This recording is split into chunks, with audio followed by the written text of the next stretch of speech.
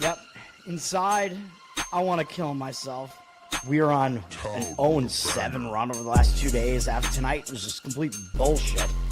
So that's how I'm going to start off this show. Horrible Sunday, 1-5. I don't even know what to tell you about that. I just don't want to do this anymore. I have never seen anything like this, man. With the slump continuing, 2 straight losses, not a good day at all. 0-4. I just have not had a good season, man. What can this slump that I'm on? The slump continues. I've reached a new peak, actually. I'm gonna burn my Bruins hat, man. I don't know what is going on with the Bruins. March 8th, is that what it is? I don't even know. It's March 9th, I think. Who even knows, man? I don't know what day it is anymore. I don't even know what day it is anymore, man. Back with you after the worst day that I could possibly have. Back with you, as I always am. Until I die, at least. 0-2 yesterday, and yesterday did not go well for me. 0-5. The worst month that I've ever had in my 18 years doing this. I don't know what to even tell you about this anymore. Broke the slump yesterday as the slump discontinues. The slump continues. Somebody fucking kill me, please. I don't even know what I should do at this point other than potentially end it all. What's up, everybody? It's Toad back with you. This is Better Off Dead College Football Week 5 edition. Trying to go 2-0 to start the week with the 2 plays tonight. We already hit Virginia, partially why I'm wearing the BC hat, because this is what I got for Thomas Castellanos here, the guy who decided to just quit on BC and go join Florida State like the traitor that he is. Very nice seeing Florida State lose that game outright. So we had Virginia correct there with the +7 there. We need to get Oregon State, though. Oregon State was up 14-0 in this game, and now it's 14-10 at halftime. We don't need them to win, although it would be even nicer if they did. But they better cover this thing, man, because I said it was going to be a lower scoring game. We got them at +13.5. I don't think the 14 was ever out there, so let's get that one right as well. We're sitting at 2-2 right now on the night, so the 3-2 will give us a win on the night, obviously. If we wind up going 2-3, it'll be a loss, quite obviously. The 2-2 are actually a slight win right now because we had the Virginia Tech money line. I always recommend sprinkling on the money line, man. When you have an underdog like that, especially if 7 points at home, you're basically saying you think they have a good chance to win that game outright. So definitely put like 10% of the bet on the money line in that case. With the bigger underdogs, I still recommend putting like 1 to 3% on the money line just in case they do hit, just because you don't want to really just leave that on the table there. Baseball went 1-1, which really irritated me because the Toronto-Tampa Bay game, full game, went under the total, and all the runs were scored in the first 5 innings, so the first 5 was an over. And that's how I wanted to play the under, because I didn't want Toronto's bullpen included in the equation. So that's bullshit. That pissed me off. The under did hit in the Reds-Brewers game, which if you went first 5 or full game, it didn't matter. Those both hit. So that was fine. So that's where we're sitting right now. The WNBA game was a loser. Minnesota, I can't believe they're losing in that series right now, man. But I did, if you saw my bracket special, my pick to win the championship was Vegas and not Minnesota. And Vegas is looking like they're probably going to win now, as they didn't really have much difficulty beating Indiana on the road here, even though I kind of leaned against them in that game. Let's get into college football for this week, man, and pray that Oregon State finishes this cover for me so that we have another winning day here.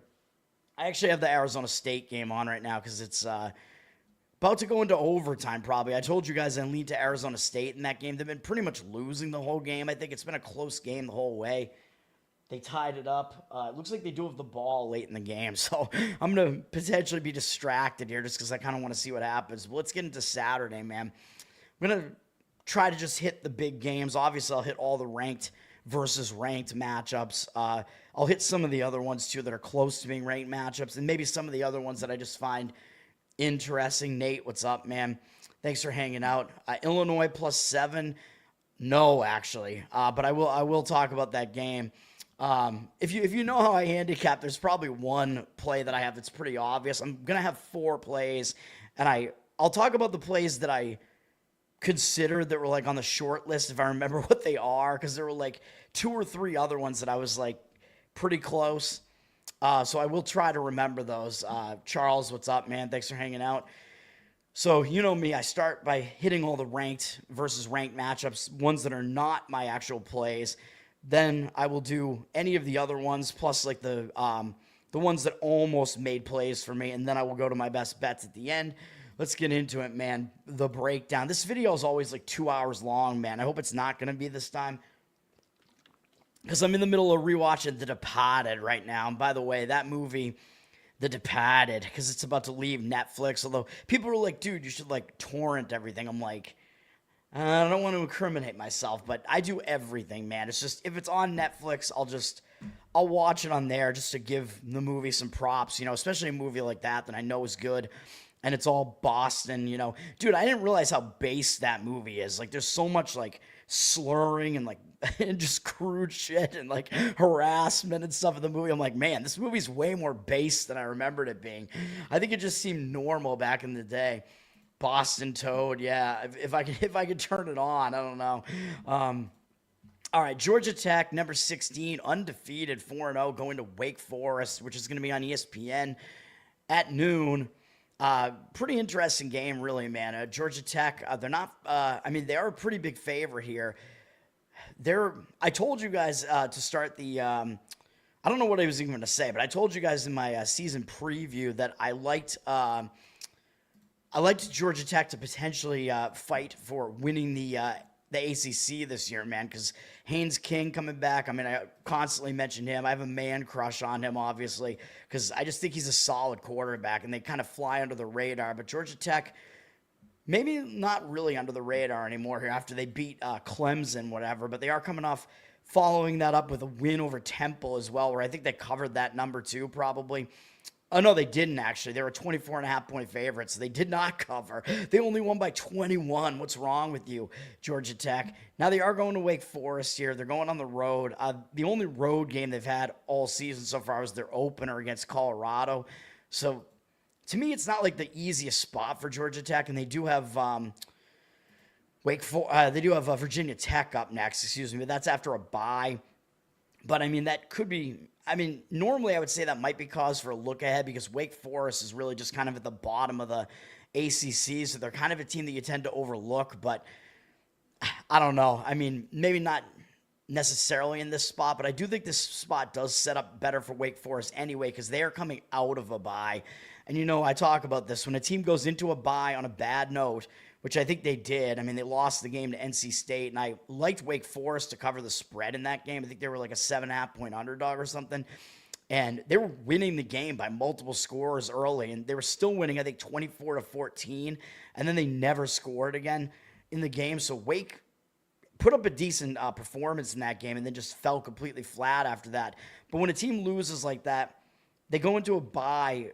They use that bye to fix things if they went into the bye on a bad note. Although I don't know if we consider that to be on a bad note, though. That's the other thing. Like, they played NC State pretty tough, and it was their first loss of the season. So I could see it maybe even going either way, or maybe they're just a little bit hungover. But I do think the bye will help them. They get the extra week to prepare for this. This is going to be a big game for them, hosting a ranked team like Georgia Tech. So for me, slight lean to Wake Forest in that game. Yeah, I mean, the money is agreeing with that. Georgia Tech, 14-point favorites, 67% of tickets on them, 52% of the cash, though, coming in on Wake. So the money is agreeing with me on that one. So that's that's my read on that game. USC and Illinois. This is a weird one, man. USC ranked 21st, undefeated at 4-0. Illinois 23rd, 3-1. USC is already 2-0 in conference, too, and Illinois is 0-1.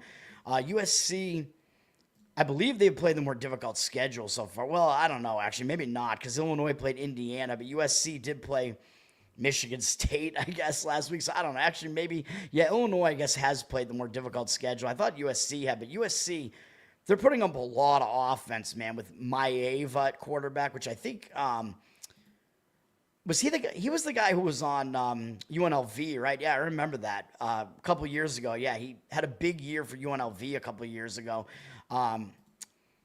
So, yeah, I mean, I do remember him. So he's putting up some pretty decent numbers here. USC, their offense looks pretty insane right now as they have a really strong rushing attack in addition to the passing attacks. They're a very balanced offense here. They already did go on the road once to Purdue, so they're kind of used to making this type of trip now as they had to do it a couple times last year. They did it this year. So if this was their first road game of the season, I might feel maybe a little bit differently about this game than I do. But since they already did go to Purdue once, and they're kind of just rolling along right now. They didn't cover last week against Michigan State. I don't think this is a bad spot for USC. I mean, if you want to argue maybe there's a look ahead to Michigan, I don't really think so, though, because Illinois is a ranked team. This is still a ranked matchup. They have a bye after this before they play Michigan. And I don't really think this is a horrible travel spot, to be honest. This is another noontime game, and I talk about this too because people talk about, the West Coast teams going east, they have to play the early start time where it's going to be like 10 a.m. their time. But I always talk about how I think it's not necessarily good, but I think it's a lot easier to do that than it is to be an East Coast team going out west and have to play a game that's going to end at like midnight your time because you get fatigued at the end of the day, right? Like, for a game like this, an early start time, you wake up and you're energized at the beginning of the day, right? You already have your energy. So I think it's actually easier to do that. Illinois, I think Illinois is still just completely overrated. I mean, they really haven't played really anybody. I mean, they beat Western Illinois. They beat Western Michigan. Not a good team. Western Illinois FCS team, Western Michigan in the MAC and the FBS, but not good. And they did beat Duke on the road, but this is a major, this is a hugely misleading result, I should say. If you watch any of this game, Duke was in this game for a while, and then Duke, the only reason they really lost the game was because they lost the turnover battle 5-0. Duke outgained Illinois in the game. Probably could have won that game. I mean, they would have if it wasn't for the turnovers. So Illinois, I mean, I think they were ranked highly to start the season just because they had so many guys returning from last year. But if those guys are not really that great, I mean, how good is Illinois really? I mean, I'm not sure that they're that good. And I think that what happened last week, they just got absolutely obliterated in a big game by Indiana. When you have a game like that where it's like a step-up game. It's this hugely hyped game, big ranked versus ranked matchup. Everybody goes crazy about it. Illinois was ranked 9th in the country at that point, although I keep saying I don't think they're even a top 25 team, to be honest. Illinois, but that was a huge game for them, and a lot of times when you have that game, it's a big emotional high. You know, you get up for that game emotionally, and then you get absolutely crushed like that. I kind of call it like the crashing down to earth spot, basically, where you've just been like shown that you're not as good as you thought you were. I think it's a bad spot coming off of that, man. Even though I know this is Illinois' home opener, so I'm not going to give this out as a play because it is their conference home opener here, so it is still a big game for them. But I think that is kind of a crushing loss that they had last week. USC, actually, I think both teams did play last Saturday, right? Because I don't think there's any I was going to say, I thought one of these teams had extra rest, but I don't think so. But USC, I think they're the better team. They're the significantly better team, actually. And the odds makers are telling you this. So I think the public is going to look at this game and see, wait a minute, number 21 against number 23. And then they're going to see the line on this. To see USC is up from 5.5 to 7 now. Like, what gives, right? I think the public is going to have a tendency to say, well, wait a minute, I'm getting all these points at home in a ranked versus ranked matchup like this. Like, it seems like there's a ton of value in getting a lot of points there, right? But I don't think so. Again, the odds makers are telling you what to think about this game. Like, again, when the odds tell you something different than what the rankings makers are telling you, listen to the odds makers. So I lean to USC in this game.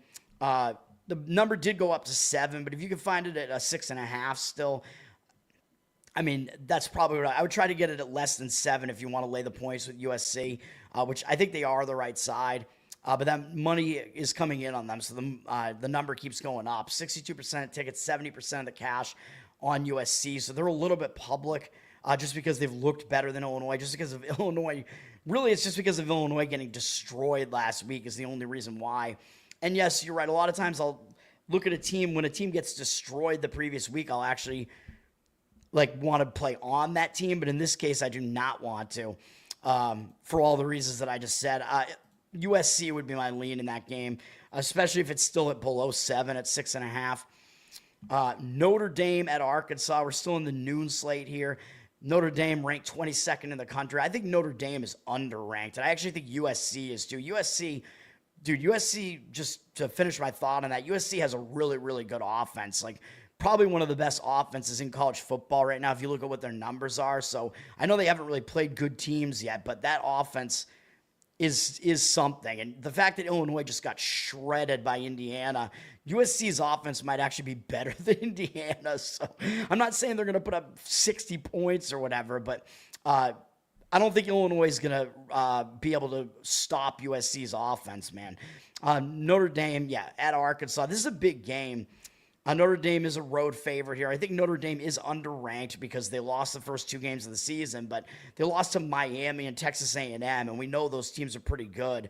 Arkansas is pretty good as well, though. This is an SEC team. This is going to be a big game for both teams, so I think there's no real motivational edge either way necessarily. I think both teams are going to show up for this. Notre Dame got a win last week, and sometimes, when you're a winless team and you finally get a win, that's good. That helps you out. It propels you forward there. So Notre Dame was able to win, and I think maybe they even covered. It's not a good sign that they gave up 30 to Purdue, though, so I will say that. It was a 24.5-point spread, so Notre Dame did cover on the closing number, at least there, winning by 26.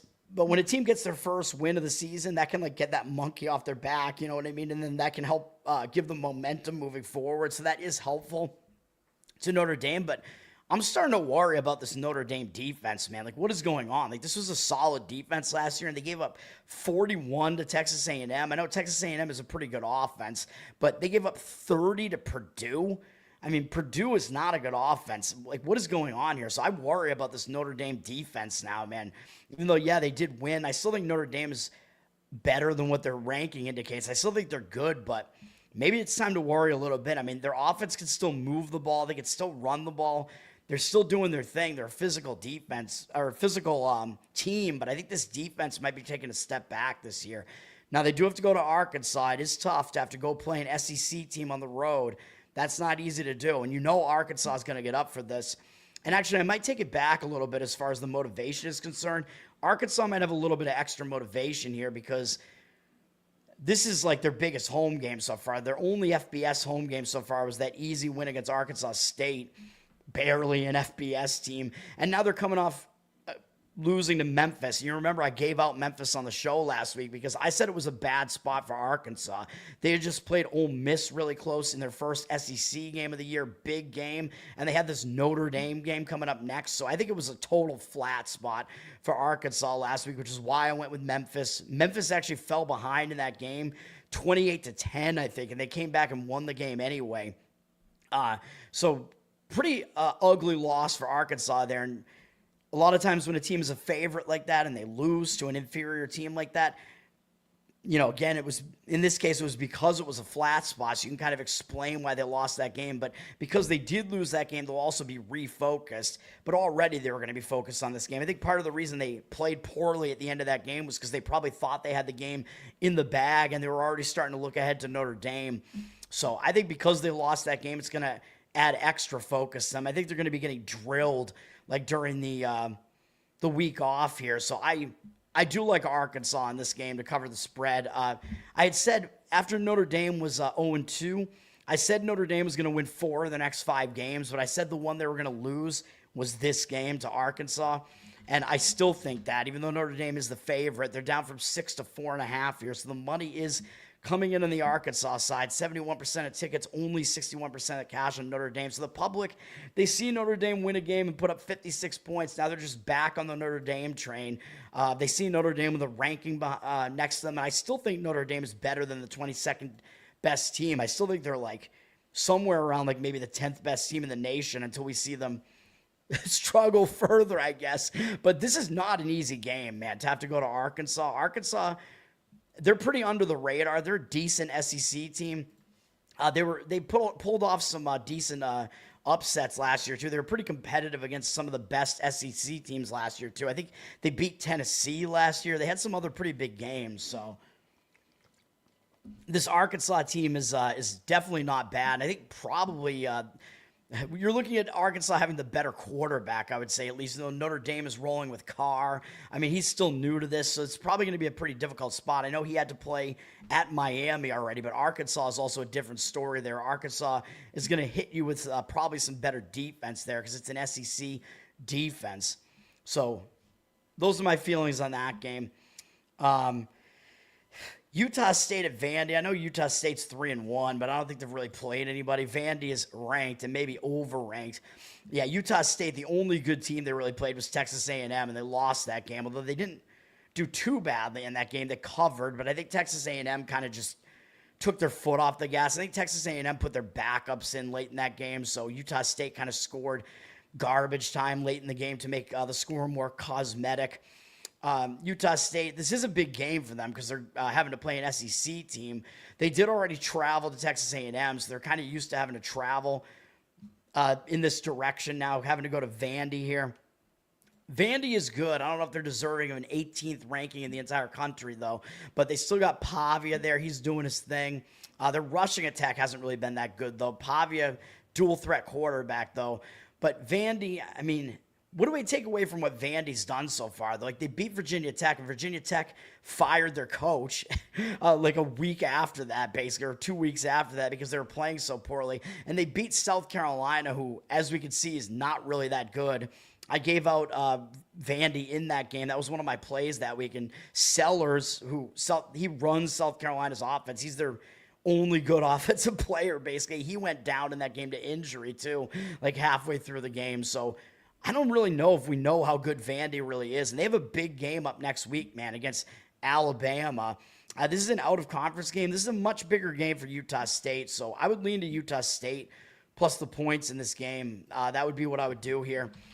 I know, as ugly as it sounds, Utah State, it's Bronco Mendenhall time now there at Utah State, man. He's their new coach this year, so they are still trying to get used to a new system. But, I mean, they're playing well against bad opponents, at least. Vandy, I think they're probably favored by a bit too much here, up from 22.5 to 22.5 with juice. 73% of tickets, only 68% of the cash on them. So the money is agreeing with me again there, coming in against Vandy. So that would be the way I would lean in that one. Ohio State at Washington in this interesting Big Ten matchup as we move to the 3:30 p.m. slate. This is going to be on CBS and Paramount Plus. This is an interesting one, man. Both teams are 3-0. Ohio State's ranked number 1 in the country, even though they have a freshman quarterback, Sayin, I think is his name. Ohio State, I mean, they haven't done anything wrong yet. Of course, they had that one big win against Texas. Texas, I mean, I was on Texas in that game because Ohio State was rolling their true freshman quarterback out, or is he redshirt freshman? I forget. They're rolling their freshman quarterback out there, though, and I just liked Texas in the revenge spot, the experience spot. Texas had opportunities to maybe win that game, man. So I don't know what we take away from that, really. It was a good win for Ohio State, but since then they've only beaten Grambling, who's an FCS team, and then Ohio. I know Ohio gets up for a game against Ohio State, but Ohio State just easily stopped Ohio's offense at the very least, although Ohio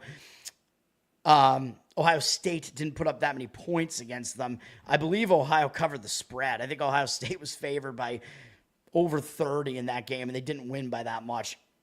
But I don't think this is a great spot for Ohio State, man. Ohio State did have a bye, but as I talk about the bye, I mean, yeah, like you might use it to prepare something for this Washington game, but when you have a bye and everything's working, there's like nothing that you can do to fix anything because nothing is wrong. So I talk about this. When you go into a bye and you haven't even lost a game yet, it's not a very beneficial bye. I think if anything, it's actually kind of a negative. And now Ohio has to go out to Washington, to the Pacific Coast. I know it's not a late game. If it was a late game, I think it would be even worse, but I don't think this is a good spot for Ohio State. And if they had a bigger game up next, I might be actually jumping in on the Washington side with a play here, but I'm still going to lean to the Washington side in this game. Yeah, I just don't think it's a good spot. Ohio State has not played at Washington I don't even know when, if ever. I don't even know when they've actually had to go out and play at Washington. It's a totally unfamiliar spot for them. Ohio State hasn't even played on the road yet. They haven't even, they've played, only at home so far. So they haven't played on the road yet at all. They didn't play against Washington at all last year, which was Washington's first season in the Big Ten. The teams never played each other. So this is a very unfamiliar spot for Ohio State. So I don't like it. And for Washington, I mean, they haven't done anything wrong yet either. They've won all 3 of their games so far. They played last week, and it was a rivalry game against Washington State, but they easily handled Washington State. This Washington team's been putting up some offense, man, although I know they did it against Colorado State, UC Davis, an FCS team, and Washington State. I know none of those teams are very good. At least Washington State was a rivalry game, and I thought Washington State would show up in that game, but Washington put up a ton of points on them, so even though Washington's defense hasn't exactly looked that great so far, and Colorado State's pretty bad. Like, this is a down year for them, too. But Washington's been scoring a lot, and they have momentum, and they're staying at home here. I mean, they're just sitting there because they have not played yet outside of the state of Washington. So I think it sets up a lot better for them, man. They got the number 1 team coming into their house. I think they're going to show up for it big time. So, yeah, I like Washington in that one. If Ohio State loses the game outright, it's going to make me look smart, and I'll wish that I had given out a play on Washington. I can't quite get there with it, but I like Washington plus the points. It also looks way too easy, right? You have the number 1 ranked Ohio State team, which I think they are one of the top, 3-4 teams probably. Maybe they are deserving of the number 1 ranking even, but I mean, the line just looks so easy to take Ohio State, and it's already down from 9 to 8 here. 53% of tickets on them, 50% of the cash evenly splits. The money is basically agreeing with the Washington side as well here. Yeah, I mean, that's the way I would lean in that game. You know me with my contrarianism.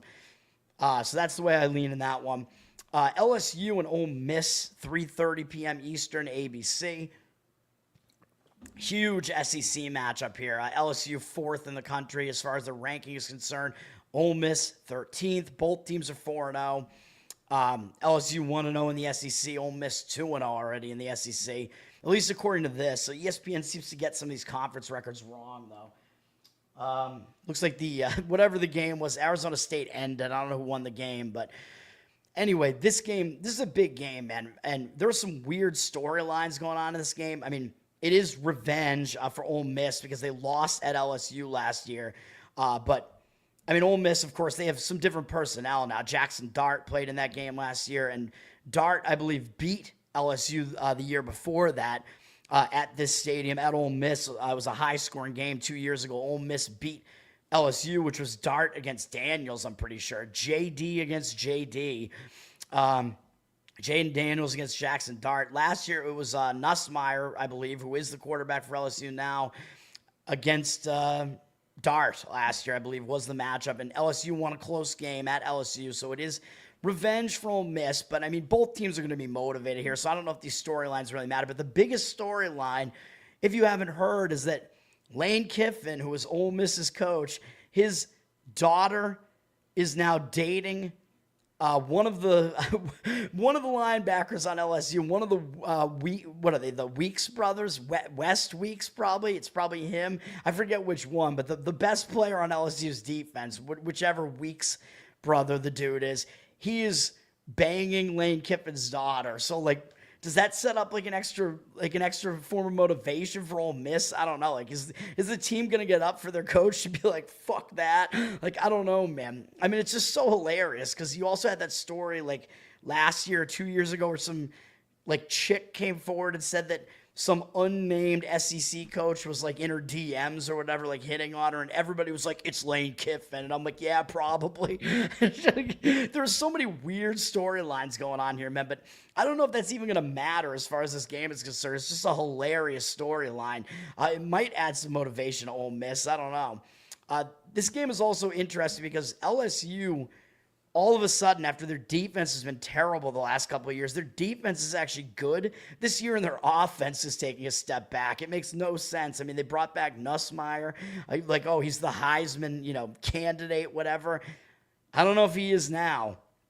because it's actually Ole Miss who has the way better offense of these two teams right now and the lesser of the two defenses. You know me, though. I like defense, so that is something I'm considering in this game as well. This is certainly not going to be a game I'm going to play, but LSU does have the better defense. LSU, I mean, we know they beat Clemson to open the season. They did beat Florida, but Clemson and Florida are both not playing very well right now, so those wins don't quite look as good. And that game against Louisiana Tech, I gave out Louisiana Tech in that game, plus the huge spread, 37 and a half, whatever. LSU came nowhere close to covering that number. So I don't know, man. Is LSU not quite as good as maybe we think that they are because they're sitting at 4-0 and they had those two big wins that don't quite look as good now? I don't know. And Florida outgained them, as I pointed out when I went with Florida last week. Florida lost that game because of turnovers. So Florida could have won that game at LSU. So maybe LSU's a little bit overrated right now, man. They got to go to Ole Miss. They haven't played on the road since the opener at Clemson. I mean, they're still going to get up for it, but it's going to be a difficult game for them having to go to Ole Miss. Difficult road environment there. Ole Miss coming off beating Tulane pretty easily, and that wasn't a very good spot. They were coming off that close SEC win against Arkansas, and then they had to play Tulane with LSU on deck. I mentioned that as a potential sandwich spot last week, and Ole Miss didn't really have any issues. They won and covered against Tulane, so it wasn't an issue for them at all. Ole Miss has wins against Kentucky and Arkansas. I mean, I don't know if those wins are really any better than what LSU has done, but still, I mean, yeah, I mean, it's difficult for me to gauge this game, man, to be honest. Like, I think you could argue that it sets up a little bit better for Ole Miss. Like, they did look better in that bad spot, like kind of a continuation there. LSU just had a really, really easy game last week as well, though, against Southeastern Louisiana. I think both these teams did play last week, right? So there's no bye getting in the way of either team here, or helping either team, helping or disrupting. Tough game to read here, man. The money is coming in on LSU, though. Ole Miss is down from 2.5 to 1.5. 57% of tickets on LSU, 64% of the cash on LSU. I mean, do I lean that way because I go with just, the market read and the defense, the market read and the better defense are both kind of leaning that way? I mean, I guess I might have to slightly lean to LSU because of that. But usually when you see like the better ranked team as an underdog like that, the odds makers are basically telling you something, although they are still saying that LSU is the better of these two teams because Ole Miss is not getting the full home field advantage here. But when you see that lesser ranked team being a favorite, sometimes you do want to play that, or usually I think you do want to play that lesser ranked team because the public is going to go the other way with it. But in this case, it looks like the professional money is actually coming in on the LSU side there. So some information for you on that game. I might agree with it and slightly lean that way. A lot of big games at 3:30, man. Auburn and Texas A&M. Auburn is like close to being a ranked team. I mean, they got knocked out of the rankings just because they lost to Oklahoma last week. They do have one other decent win, one other decent game, I guess. One decent win at Baylor. But, I mean, that game against Oklahoma, that was a close game, and Auburn absolutely should have covered that game. I don't know if you saw that game at the end, but Oklahoma was winning by 5, so they were not going to cover. And then Auburn gave up a safety at the end of that game, and that's how Oklahoma covered that one. So, really, really stupid because I have, like, some pick'ems that I'm in and stuff. And in my pick'em, that's just the general pick'em, like the ESPN one where you have to pick. Like, they give you a stupid slate of games to pick. It's always 10 games per week, and they always pick just the ones that are on the ESPN networks or whatever. So some of those games suck. That was a game that I didn't mind picking, though, but I did have Auburn plus the 6.5 in that game. So that was a brutal way to lose that game. But I think that's a brutal loss for Auburn, man. That was a close game. That was a big game because it's, the Jackson Arnold game where he's Auburn's quarterback now. He used to play for Oklahoma, so he returned to Oklahoma. It's a tough game, man. Now they have to play a second straight road game at College Station. They do have Georgia up next, too, which I don't know if they have a bye, but that is a big game as well. I mean, this is a big game against Texas A&M, though. They do have a bye after this. But coming off that Oklahoma game is going to be difficult, man. I also talk about when you lose your first game of the season, when you're rolling along and you take your first loss of the season, sometimes that hangs you over into the next game, too. So it's not really a good spot for Auburn. The question is, how good of a spot is it for Texas A&M? I do think Texas A&M is good. The only big win that they have so far is the win against Notre Dame, but that was on the road. That's a pretty good win, man. They were 6.5-point underdogs in that game. That is a strong win for Texas A&M. Won by one, close game. Texas A&M's defense isn't exactly looking that great, though. UTSA, I mean, I know UTSA is not that bad, and they step up for an in-state big brother there. So they put up 24 against A&M, and then Utah State put up 22 against them. Maybe Utah State's not quite as bad as we kind of thought they were going to be coming into the season, though. But Notre Dame putting up 40 is a bit of a concern, too. Like, with Texas A&M, with Mike Elko, you kind of expect their defense to be good. Who knows? But Texas A&M is coming into this game off of a bye, so they do have an extra week to prepare for this game, and maybe they will use that week to fix some things with their defense, but I don't know, man, because they've won 3 games in a row, and I talk about when you get hit with a bye like this, when you haven't lost a game yet, you're coming off a huge win like that. Sometimes that bye is not helpful to you, so I could see that bye going either way for Texas A&M, to be honest, but I do think the spot is still worse for Auburn. It won't be a play for me, but I will lean to Texas A&M in this game. The money is basically agreeing with that. It did go down from 7.5 to 7. I think it might be 6.5 out there too. So if you can find 6.5, especially on Texas A&M, that would probably be the way I would go. I would lay that. I wouldn't lay 7.5. I mean, key number 7, obviously. I might lay up to 7 with Texas A&M if I was going to play this game, but wouldn't want to lay the hook and have to have them win by more than a touchdown to even get the money at all and avoid losing. 67% of tickets are on A&M because they are the ranked team. They're ranked 9th in the country now, so they're a top-ranked team. I think they're ranked almost appropriately in their case, but 72% of the cash also coming on Texas A&M, so some of the cash is agreeing with it. I will agree with it as well. Soul Food Place near Auburn, yeah, let me know what the name of it is. Not that I'm going to be down there anytime soon, but, you know. Indiana, Iowa, I'm going to skip for now, but you probably know what I'm doing there.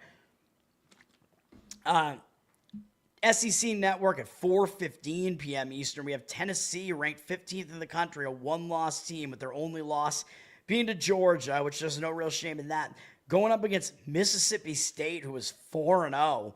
Mississippi State been near the bottom of the SEC recently, man, but I told you they were kind of on their way back up. Like they were kind of rebuilding for a little bit. I don't think they've played a difficult schedule so far, but I think they're definitely improving. And they could give Tennessee some issues here, man, potentially. If Tennessee was coming off that Georgia game and that this was the game this week, I would definitely be looking to play Mississippi State here. I still think Mississippi State is probably the right side. Tennessee, I mean, all their wins are against I mean, none of their wins are impressive. Let's put it that way. They beat Syracuse, East Tennessee State, who is an FCS team, and they beat UAB. And you remember Tennessee last year, at least with Josh Heupel, Tennessee just shredded the out-of-conference slate that they had, putting up a ton of points. And then when they started SEC play, their offense took a huge step back. But again, it was with Nico as their quarterback there, and he's not there anymore. So maybe what they have going on here will be better. But I don't know. I mean, Aguiar, he did put up a lot of yards against Georgia, so maybe this offense is better. It doesn't look like they're really that proficient in running the football. We'll see what happens, man, with this Tennessee offense. They did put up a lot of points against Georgia, though. They took Georgia into overtime. 44-41 loss, but again, it was a little bit higher scoring than it was in regulation because it went into overtime, but it was only a 6-3 score in overtime, so it was still a pretty high-scoring game there for Tennessee. Tennessee didn't cover last week, by the way. I should have mentioned that game, UAB. It was one of those huge spreads, though, where I was just kind of like, I'm not going to pay attention to that game. But UAB, I believe, covered that number, even though Tennessee won by whatever that is, 32 points.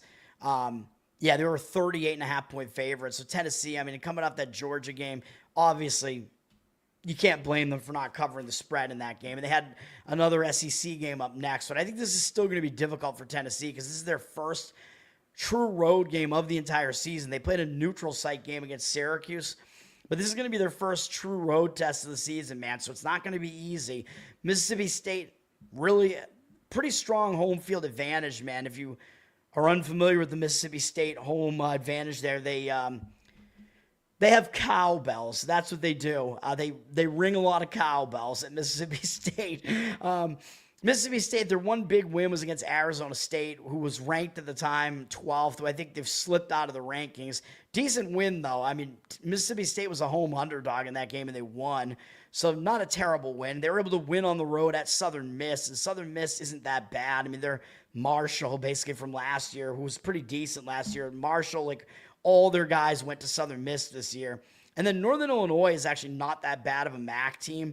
They can play defense at least. And Mississippi State put up 38 on Northern Illinois. So I don't know. Mississippi State, they're looking like they're definitely improving, man. That's what I'll say. We'll see what happens with Shapen, if that's how you pronounce it, their quarterback there. He hasn't been that good the last two games, but maybe they took him out against those teams because they were blowout wins. So I don't know.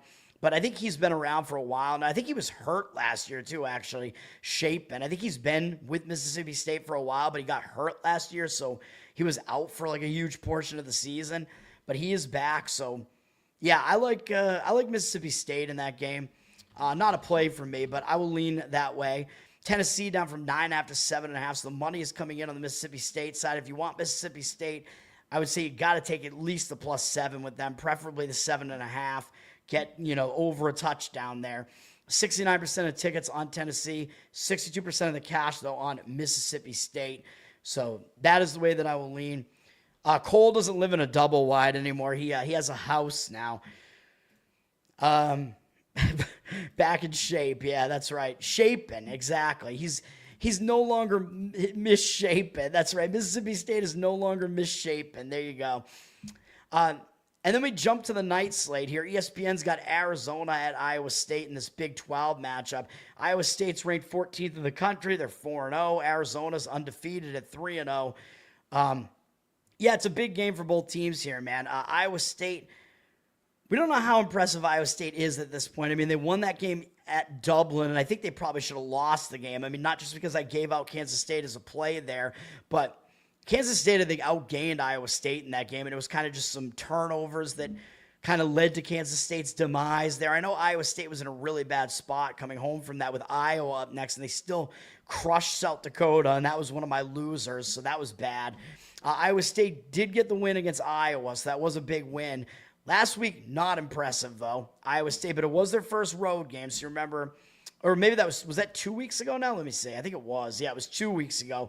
So you remember I mentioned that they were coming off that big win over Iowa. I thought it was a bit of a letdown spot going to Arkansas State. I thought Arkansas State would give them kind of a run for their money there, and they did.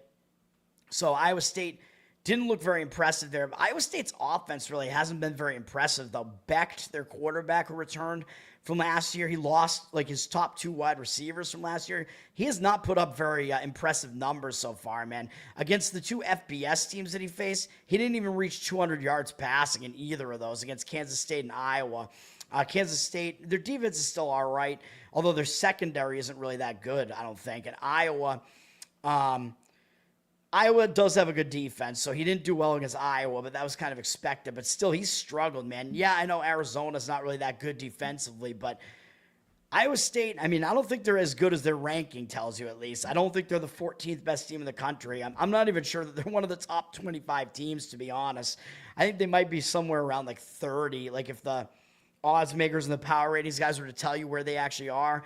They're also coming out of a bye, and, I keep talking about this. When you go into a bye on a win streak and you haven't lost a game yet, that bye can be a little bit disruptive coming out of that bye. Although I know they didn't play well against Arkansas State, so that was a game they should have won way more easily than that. So they didn't exactly go into the bye on a high note. So they might be using that bye to fix some things. So I'm not quite going to get there with this one, but I am going to slightly lean to Arizona in this game. But I know Arizona, we don't really know if they're any good yet. I mean, they did beat Kansas State, which was, again, I gave out Kansas State in that game. Another loser. Arizona did actually beat them, though. If you look at the statistics, Kansas State was really bad in that game. Arizona should have actually won the game more easily than they did.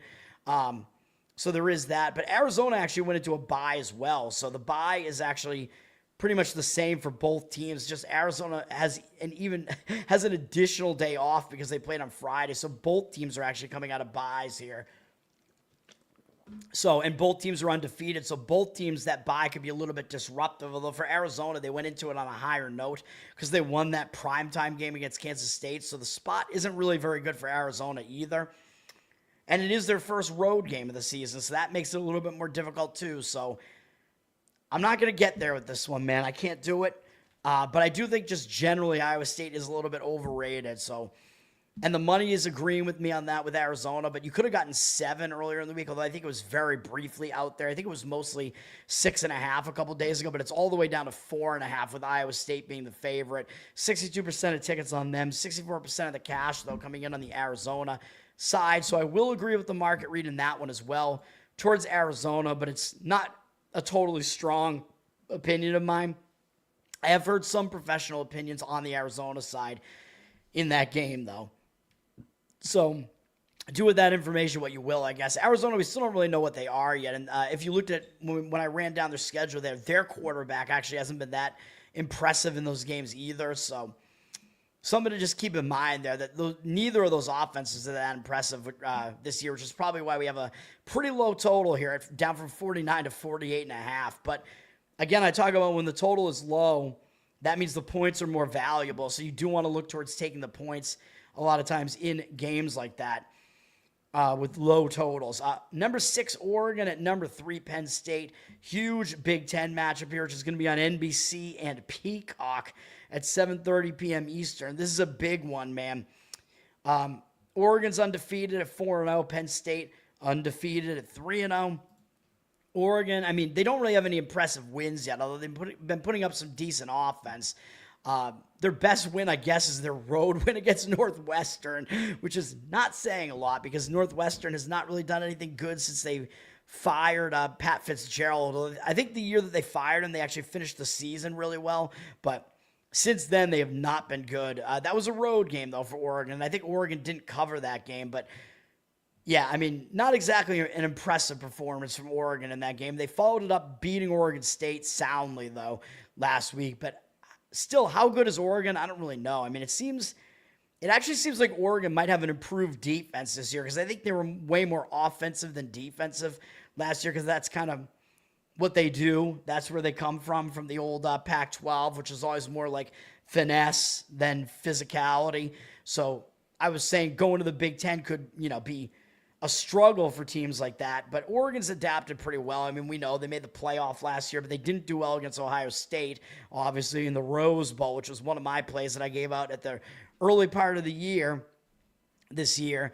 But yeah, Oregon, I mean, it seems like their offense is going to continue to be pretty good here, but it seems like their defense is improving. But usually you would think they would struggle with like a physical team like Penn State here. And this is going to be their like truest test of the year so far. Like they have not faced anybody anywhere near as good as Penn State so far this year. I do think Oregon is probably like a top 5 team right now, though I will say that. And I think Penn State is probably close to it as well. The odds makers are actually telling you that Oregon is the slightly better team here when we go to look at what the number is here. But again, it's a tough spot for them. I know they did go to Northwestern, so they are used to traveling now because they did go to the Chicago area to face Northwestern. So having to go to the Pennsylvania area, wherever Penn State is, central Pennsylvania or whatever, somewhere close-ish to Pittsburgh, I think. That's not going to be as difficult for them now that they did play at Northwestern. But it is still going to be difficult, and you know that Penn State is going to have this game circled because this is a rematch of the Big Ten championship from last year, and that was a close, high-scoring game, and Oregon won the game. So it is a revenge spot for Penn State.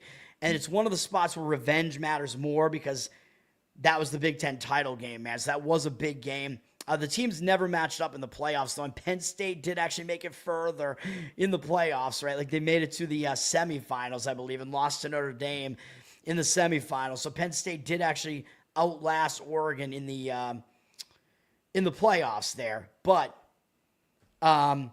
even so, I mean, it is still a revenge game because the last time these two teams faced each other was the Big Ten title game, and Penn State lost the game. Now, Penn State, they really haven't played anybody yet. They played Nevada, Florida International, and then Villanova, who's an FCS team, although they're not a bad FCS team usually. I don't know if they are this year or not. But Penn State, yeah, they played nobody so far. So, yeah, They played one of the weakest schedules probably in the entire country so far. So how good are they? We don't really know yet. And they're coming out of a bye here, but is that bye going to help them? Maybe, because that bye, it does mean they get to use that bye to prepare for this. And you know they've had this game circled all year, man. So it's possible they barely prepared for these first 3 games, to be honest. These games really were, I think, just easy for them. And Penn State, whereas I think Oregon has a little bit of a better defense this year than they did last year, I think Penn State improved their offense from what they had last year, because Aller, their quarterback, he's not really that good, but I don't think he is, but they gave him some other pieces around him. I do think Aller, I think he was probably not in the game late in these games here. So if you look at his numbers, it's his numbers don't look good. Just throwing 200 yards a game basically, but I think they probably took him out. They didn't really need him to do much in those games. I still don't think he's that good though, but we'll see. He's been in high pressure situations before now. They gave him some offensive talent around him to help improve their offense. So we'll see what happens. They do have a bye. That bye could maybe potentially disrupt their winning momentum, but I do think they're going to use that bye to prepare something for this game. It is still going to be difficult for Oregon because Oregon has not played at Happy Valley before, and it is not happy for the opponents, man. And it's going to be a whiteout game. Penn State, they choose, I think, one game a year to be a huge whiteout game, and this is going to be it. So Oregon has not had to play in that environment before. That is an insane environment. It's a night game, so it makes it even crazier because when it's a night game, the students have spent all day tailgating and getting even more drunk. They don't have time to get drunk enough for the noon game, right? But when it's a night game, you're going to have a rowdy, totally wasted crowd, and it's going to be even crazier for the night game like we saw with Virginia tonight. That crowd was insane, dude. If you didn't watch any of the game tonight, it was Virginia. You don't expect a crowd to be like that for Virginia. The crowd was insane, and they rushed the field. It was one of the greatest field rushings or field stormings or whatever that I've ever seen, man. It was just as the game ended, people were already rushing onto the field. I think the defensive back and the wide receiver on the last pass probably couldn't even get off the field at all. Everybody was already rushing. It was just like a sea of people that you couldn't even see a spot on the field that wasn't covered by people. It was crazy tonight, man. But the Penn State environment is going to be absolutely nuts like that. And they're probably going to storm the field if they do win this game, even though they're actually ranked higher than Oregon is. But yeah, so even though I would normally say that when you have a team that's ranked higher, the public is going to tend to want to be on that team that's ranked as the better ranked team, right? Which is Penn State here, but the public is not on Penn State here. The public doesn't really trust Penn State's offense, I don't think. Public is coming in on Oregon, man. It's kind of carrying over from what they saw last year. They know this Oregon team could put up a ton of points, and that is where they're going.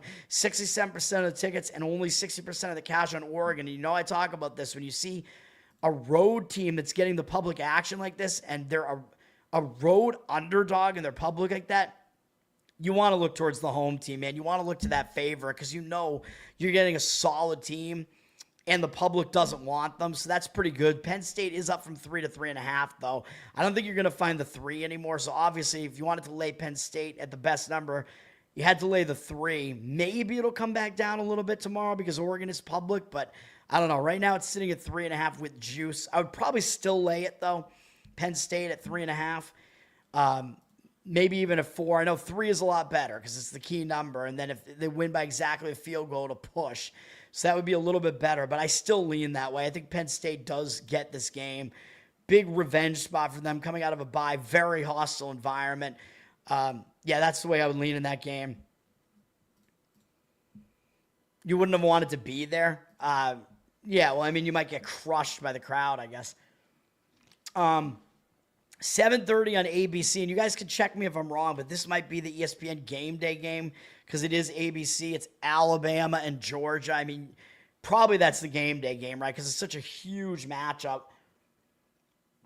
Number 17 ranked Alabama, who's 2-1, and number 5 ranked Georgia, 3-0. Both teams had byes last week, so that's. That the schedule makers do that intentionally, right? They give, their chosen sons, basically, these two teams, Alabama and Georgia, they both get a bye coming into this game, so they both get to have an extra week to prepare for this. But the odds makers are telling you something with this game, man. Alabama's ranked 17th in the country. Georgia's ranked 5th. But why is Georgia only a 2.5-point favorite here? And that if they're the better team plus home field advantage, you would expect it'd be like a 4.5, 5-point favorite here. And that is not the case. So the odds makers are telling you Alabama is actually the better of these two teams here. Georgia down from 3.5 to 2.5 here. 69% of tickets on them, only 60% of the cash. If you want Alabama, you could probably still get a 3 out there. Probably the 3.5s are gone. I would still probably take it at +3. Georgia's the public side, man, because, again, people just look and see, oh, Georgia's undefeated. They see the rankings, and they go, oh, that's the way that I'm going to go here. And I think people just don't like Alabama right now. Alabama, they just haven't really been that great with DeBoer so far. But remember, last year was his first season with Alabama, so, there are growing pains there. And now Alabama does have a new quarterback this year, a freshman quarterback, Simpson, who looks like he's pretty good, though, man. So is he going to do well in this very hostile environment? I don't know. We'll see. But he does have one road game out of the way, which we talked about earlier today, this morning, because that was at Florida State, which I'll talk about in a minute. But for whatever reason, Georgia's getting the public action, man, and the money is disagreeing with that. So I will agree with where the money is. I do think Alabama is underranked right now, man. I think they're significantly better than the 17th team in the country. I think Georgia maybe a little bit overranked too. Georgia took a step back last year, man. And I know they're going with Gunnar Stockton now this year. And I know he was in the system last year, so he knows the system. But this is his first season where he's, the load is on him now to carry the team. So how is he going to respond to it? Remains to be seen a little bit. I know Alabama's got a very inexperienced quarterback as well. I know they haven't played anybody yet, so that's kind of the issue here. They're getting docked. Like, the reason why they're ranked 17th is because they lost at Florida State. Alabama was a double-digit favorite in that game. Alabama's rushing attack hasn't really gotten going, man. That's kind of the problem. Simpson has been pretty good behind center there as a quarterback, but their rushing attack isn't good. So Alabama, usually you remember them being like a punishing, like, rushing attack, and they're not right now, but they seem a little bit imbalanced, man. So that is kind of the problem with Alabama's offense. They're just a very pass-heavy attack now, but they were able to shred UL Monroe coming out of that game against Florida State. They were just really, really angry, I think, and they just destroyed UL Monroe. And then they played well again the following week against Wisconsin, but I know Wisconsin's not very good, so what can you really take away from that? I don't know. Now they have to go on the road to face Georgia, but at least Simpson did get that road game out of the way at Florida State, so he knows what it's going to be like in a hostile environment. Georgia, so Alabama did go into a bye on a good note, though, but both teams did, right? So I talk about that when a team goes into a bye and they've won the games going into the bye, they go in on a good note. It's like, well, what do you have to fix in the bye? But in this case, I think both teams are going to be spending that bye preparing for this game, right? But Georgia went into the bye on the higher note, man. They went into the bye beating Tennessee. That was another big game on the road. They went in and beat Tennessee. Gunnar Stockton put up some good numbers in that game for Georgia. And Georgia's rushing attack, not totally impressive there so far. So both teams look like they're kind of pass-heavy attacks this year, so we will see. But I think Georgia, the bye is a little bit more of a disadvantage to them because of that. This is going to be revenge because Alabama beat them last year. If you remember that game, it was this crazy game that was like back and forth, and it looked like Georgia was going to win with like this crazy long pass to take the lead late in the game, and then Alabama responded with a long pass of their own, I believe, to win the game. So Georgia, it is revenge for Georgia because they did lose at Alabama last year in that game, but what else is new, man? And Carson Beck was the quarterback back then, so it was not Gunnar Stockton, although Stockton was the backup at that point, so he was there for it, I'm pretty sure. But the thing about Georgia with Kirby Smart in the Kirby Smart era over the last few years, although I know they lost a couple additional games last year, but basically Georgia would pretty much win against everybody except Alabama. It was like they could never beat Alabama. I know most of that was with Saban, but Alabama would just always beat Georgia. That's the thing. Georgia has only won one game in the last 5 games that they played against Alabama. Alabama just has their number, and Alabama did beat them again last year. I know it's going to set up a revenge spot for Georgia, but for whatever reason, Georgia does not play well against Alabama. I know DeBoer is not Saban. Saban had his thing where he knew how to beat Kirby Smart, but maybe some of that knowledge is still there. But for the most part, I just think Alabama is very underrated right now. I think Alabama is probably actually like a top 10 team right now. I think they have a very good shot to make the playoffs here. So Alabama getting points, I think, is the right move in this game. And again, the odds makers are basically telling you what you need to know with Georgia not even getting a full home field advantage on the line there. The public thinking that it actually looks like value on Georgia, but I actually think it almost looks too easy to lay the points with Georgia on that one. And again, Alabama seems to have their number recently, so we'll lean to Alabama on that one. It's not a play for me, though. Alabama has more to prove. Well, yeah, I mean, it is true that Georgia is the team of the two that does have the best win out of the two, for sure. Georgia beat Tennessee, so that is something. Last game on the board, late night, 10:15 p.m. Eastern on ESPN. We have the rematch of the Alamo Bowl, BYU and Colorado, and BYU won the Alamo Bowl pretty easily last year, but that was Colorado with Sanders and Travis Hunter, but I think they only played like half the game, if I remember correctly. Was that the case? Something like that. I don't even remember, but it's a different Colorado team this year, but it is not as good of a Colorado team. However, BYU is in the rankings now at 25th, and I'm not totally sure that it's deserved. A lot of times when a team is unranked and then they first get into the rankings, sometimes they like immediately have a letdown and then they fall right back out of the rankings, and that could be potentially what's going on here with BYU. Because like, what have they really done so far? They beat Portland State, an FCS team. Who cares? They beat Stanford, both of those at home. Stanford, really not a good team right now. I mean, they have Frank Reich there now. They're implementing a new system. I think they changed a ton of their personnel, so that's not an impressive win. And then they did go on the road. They had to go east and beat East Carolina. I thought East Carolina would cover that number. So BYU, that's their best win, which is kind of ridiculous. Their best win is against East Carolina. It was just because it was on the road. And I thought East Carolina would give them some problems, and it didn't really happen, but BYU still hasn't really proven a whole lot, man. This is going to be their conference opener. So, yeah, I mean, they will show up for it, but I don't know, man. I just think that maybe Colorado will show up with even a little bit more motivation here. BYU is having to travel back from the east, which is not as easy to do. Colorado's just staying out in the mountain area there as they beat Wyoming last week, which not an impressive win, but Colorado, I mean, they're at least somewhat battle-tested by having to play Georgia Tech and Houston. Those are not terrible teams. We know Georgia Tech is ranked now, so BYU probably, I mean, I would guess they're not actually as good as Georgia Tech is. I mean, the rankings makers are telling you that, but they don't tell you, they don't give you the accurate information, but I still think Georgia Tech probably is a better team than BYU. Colorado, this is going to be their conference home opener as well, so crowd's probably going to be there for it. A little bit of revenge for the Alamo Bowl, even though I know a lot of the personnel is different, but Deion Sanders is still there, whatever. I'll slightly lean to Colorado in this one. BYU's up from 5.5 to 6.5. It looks like it might hit 7, so you might get the key number of a touchdown on Colorado if that's what you want in that game. 84% of tickets, only 64% of the cash on it, so I will lean slightly to Colorado plus the points in that one, but I don't love it, but that is a lean for me in that one. As far as the rest of these games, I mean, Duke and Syracuse, both of these teams are coming off big games. Duke played NC State last week, got a big win in that North Carolina rivalry. Now they're having to go up to Syracuse, which sometimes these southern teams, they have to go up north. They don't do as well, though it's not really, I mean, the weather doesn't really matter because Syracuse plays in a dome, so it doesn't really matter. But still, the travel is just kind of a little bit weird. And then even weirder, they have to go out to the Pacific Coast next week for a late-night game.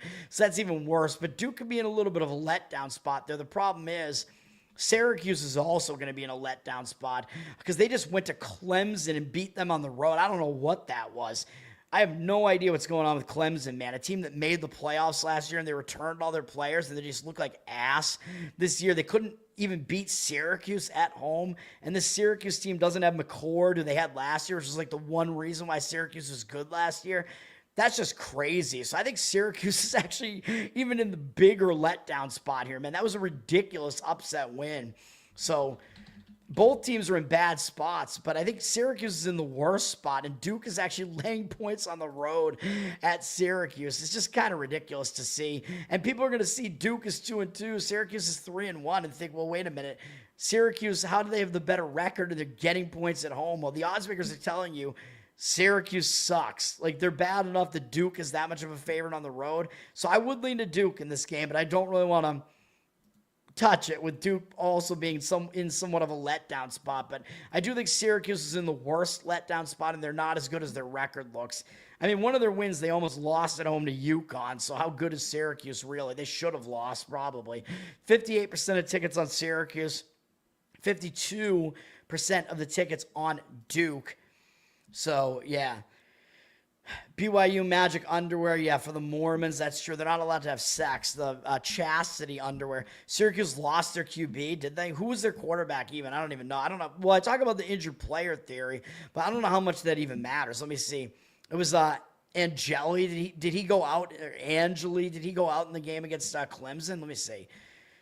So that's interesting, too. That means it's an injured player spot. Yeah, you're right. So he got hurt, and then Ricky Collins came in, I guess, late in the game. So you're right, Saab. Thank you for that. So it does look like it is actually an injured player spot then for Syracuse. So another reason to not play Duke, because if that's going to be true, and if the backup quarterback is going to play for Syracuse here, I talk about this, where it means the line does move against, the line has to shift, like, to accommodate for that quarterback being out. Although I don't know how much of a drop-off there really is between Syracuse's starting quarterback and their backup quarterback. Like, you'd have to see who those guys even are and, like, what the drop-off is, because I don't know how significant it is. But if that's the case, yeah, there might be extra value on Syracuse, and the team does actually get motivated and step it up to play for that quarterback who got injured. But that still conflicts with it being a huge letdown spot for Syracuse. So, and it is a letdown spot for both teams, but I'm not going to touch the game either way. I mean, that is just, yeah, that game is wild, man. Yeah, Louisville at Pittsburgh. This is an interesting one to some degree. And Louisville, a lot of people are saying Louisville is going to take another step forward this year and vie for the ACC. We don't know yet because they haven't really played anybody yet. They beat Eastern Kentucky. They beat Bowling Green. And in between that, they beat JMU, who is a pretty solid team. So they only beat them by 14 at home. I believe Louisville did not cover that number, or did they? No, they didn't. They were a 15.5-point favorite. But JMU, pretty solid team. Louisville had a bye in between those two. They came back out of the bye, and they still beat Bowling Green. Bowling Green, not great, I don't think, this year. Now Louisville does have to face their first road game of the season, though, at Pitt. So maybe not necessarily easy to have to go to Pitt and do that. They did beat Pitt 37-9 last year at home, and I think I played Louisville in that game last year, if I remember correctly, because there was some situational angle there where I laid the points with Louisville there. So it is a little bit of a revenge spot for Pittsburgh in this one, if you buy into that sort of thing. Pittsburgh, they're coming off the backyard brawl, though, so that was a big rivalry game against West Virginia, and they lost the game in overtime. And if they didn't have a bye, which they do, but if they didn't have a bye after that, I'd probably be looking to potentially fade Pittsburgh in a spot like that, coming off that hard-fought game against West Virginia. But Pittsburgh was a favorite in that game, so they really technically kind of went into the bye on a bad note, even though it was their first loss of the season. I think that bye will actually help them recollect themselves a little bit coming into this game, and it will be their conference home opener there, at least for them, although I think it might be Louisville's first conference game as well, right, because they haven't played anybody either, so, or they haven't played anybody, whereas Pitt at least did play, so Louisville, 58% of tickets, 68% of the cash on Louisville, up from 3 to 3.5. So the money's actually coming in on Louisville, and I kind of disagree with that to some extent. So do with that information what you will, I guess. But I don't really necessarily agree with the Louisville side in that one. So maybe that's the first time I disagree with the market read this entire time here. We will see about that. Cincinnati at Kansas. I've heard some professional opinions on the Cincinnati side of this one. Kansas blew out West Virginia last week. West Virginia was coming off that backyard brawl game as well there. So they were coming off a big win, a big upset win, having to go to Kansas. Not an easy spot for them. Now Kansas is staying at home to face Cincinnati.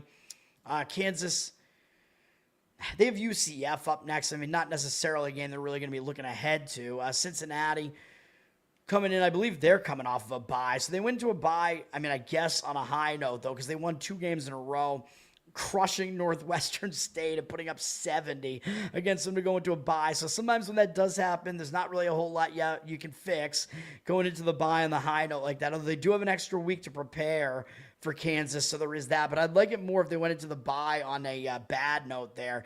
I mean, I guess I'll slightly agree with the pros on that one with the Cincinnati side. I don't really have much of a reason to disagree. Kansas down from 6.5 to 4 there. 71% of tickets on Kansas. So the money is definitely coming in pretty strongly on Cincinnati, taking the points there as the line has moved down.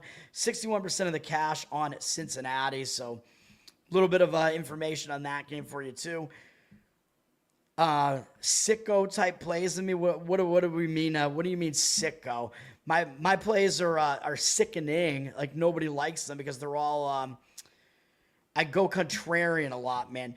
South Alabama at North Texas. I kind of looked at this game for a little bit. North Texas is coming off a pretty big game at Army. Pretty big conference game there. Although I know actually this is an out of conference game here now at South Alabama. So North Texas, they're 4-0. They had a blowout win against Washington State, which is a game that North Texas gets up for because it's still one of those teams that used to be in the Pac-12. And they followed it up going to Army. And I told you I leaned to Army in that game. And Army took them into overtime. And North Texas wound up winning the game in overtime. A big conference win for them on the road. Now they get an out-of-conference game here against South Alabama. And up next they have South Florida. And South Florida, we know what they did to Boise State and Florida. So I think North Texas might be looking ahead to that game. But they do have a bye next week, so that gives me a little bit of pause on actually doing this, but I am going to lean to South Alabama on this one, man. I think it would be a little bit stronger if North Texas did have to play South Florida next week, but they play them in 2 weeks, but it is going to be on a Friday night ESPN2 game, so it's going to be an isolated game against South Florida.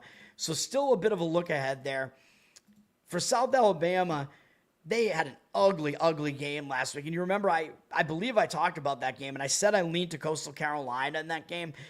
Coastal Carolina, not good either. That was a really, really bad game for South Alabama. And I told you South Alabama was coming off a game against Auburn where they played Auburn pretty close, man, in a little brother, big brother situation. That was one of South Alabama's biggest games on their schedule, playing a big conference team like Auburn that's in the state of Alabama with them. That was a huge game for them, and they put up a pretty good performance against Auburn, and coming off that, they were in a massive hangover spot against this bad Coastal Carolina team. South Alabama was a 14.5-point favorite, and they lost the game outright.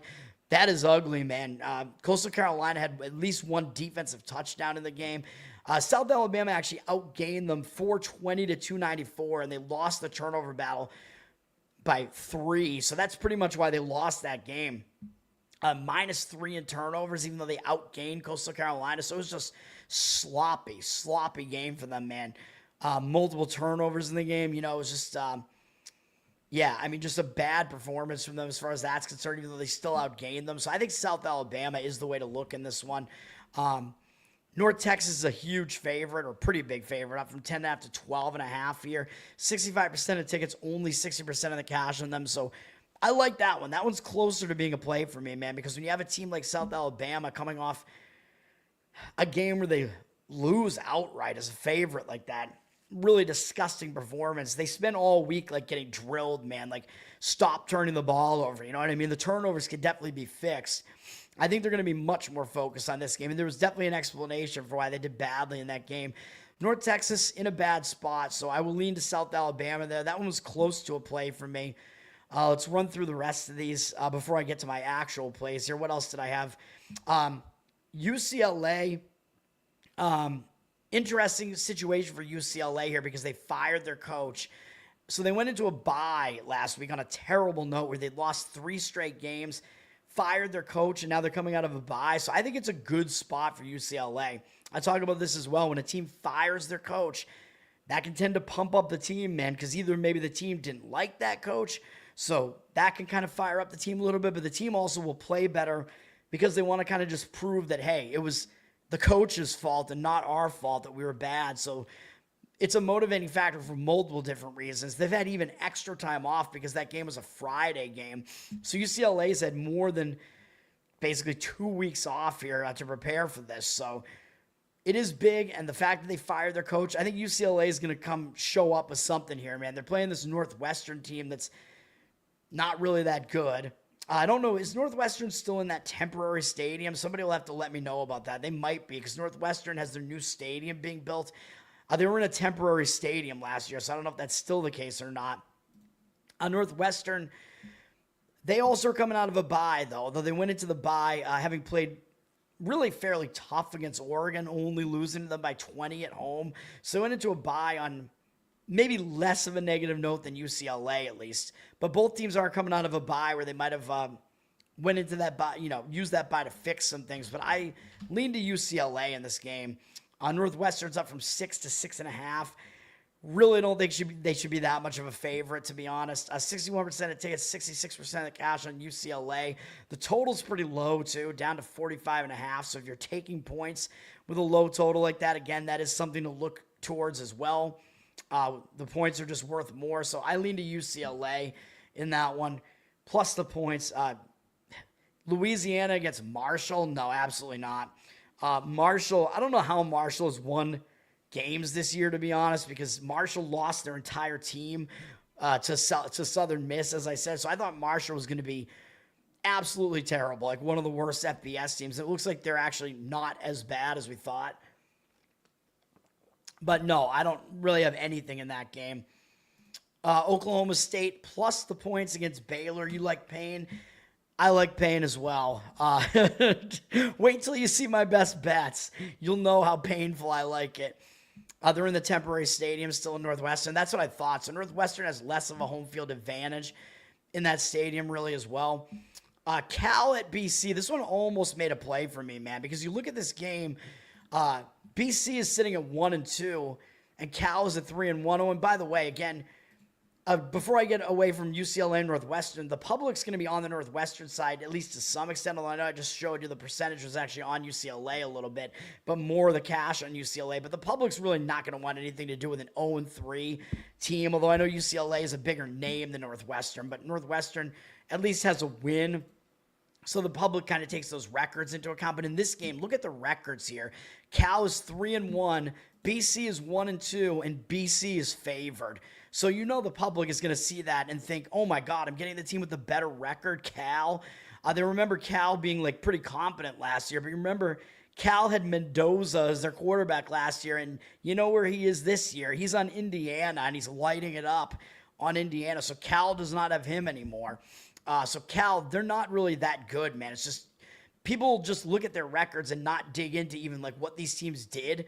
Like who have they beaten so far? You know what I mean? Cal beat Oregon State on the road. I mean, that's an okay win. It's not an easy place to play, at least. Oregon State, not really that good, although I do have a play on them tonight, which hopefully is going to get there. And then Cal did beat Minnesota. So they beat a Big Ten team. But, you know, these Big Ten teams, Minnesota's not the best Big Ten team. And Minnesota having to go out to Cal, unfamiliar environment, really, because of these weird, it was just a weird situation, right? I know Minnesota probably did have to go out west in the Big Ten last year, but still going out to Cal. It's an ACC team. They're not familiar with that environment. I thought Minnesota would actually still win that game. Minnesota was actually favored in that game, even though they were on the road in a really unfamiliar environment. But Cal was able to get it done in that game, and Cal beat Texas Southern for their other game, an FCS team. So Cal really hasn't done a whole lot.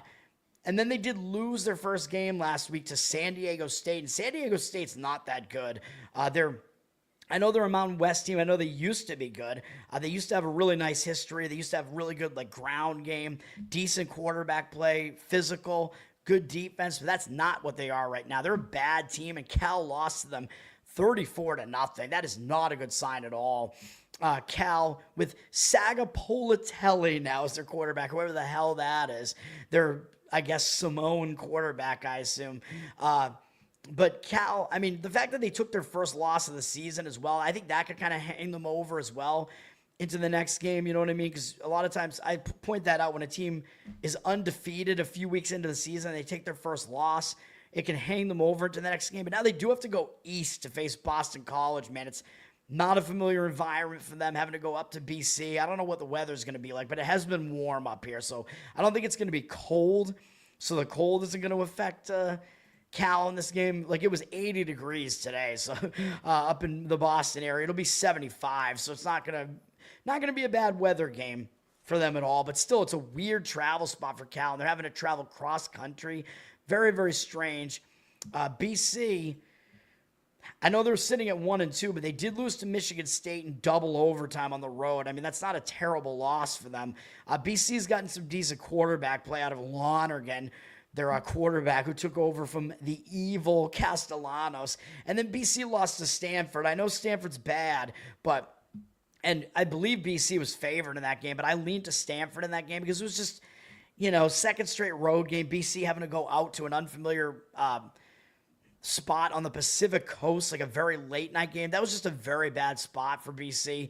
So I figured they would probably lose that game, but they went into a bye after that. So BC has an advantage of having a bye here too. And I talk about when you go into a bye, on a bad note, you use that bye to fix some things. So I think the bye came at a good point for BC, able to use that bye to help, with their travel as well. So they're not having to travel back across the country and then play right away either. So I like Boston College in this game. So there's my hat there.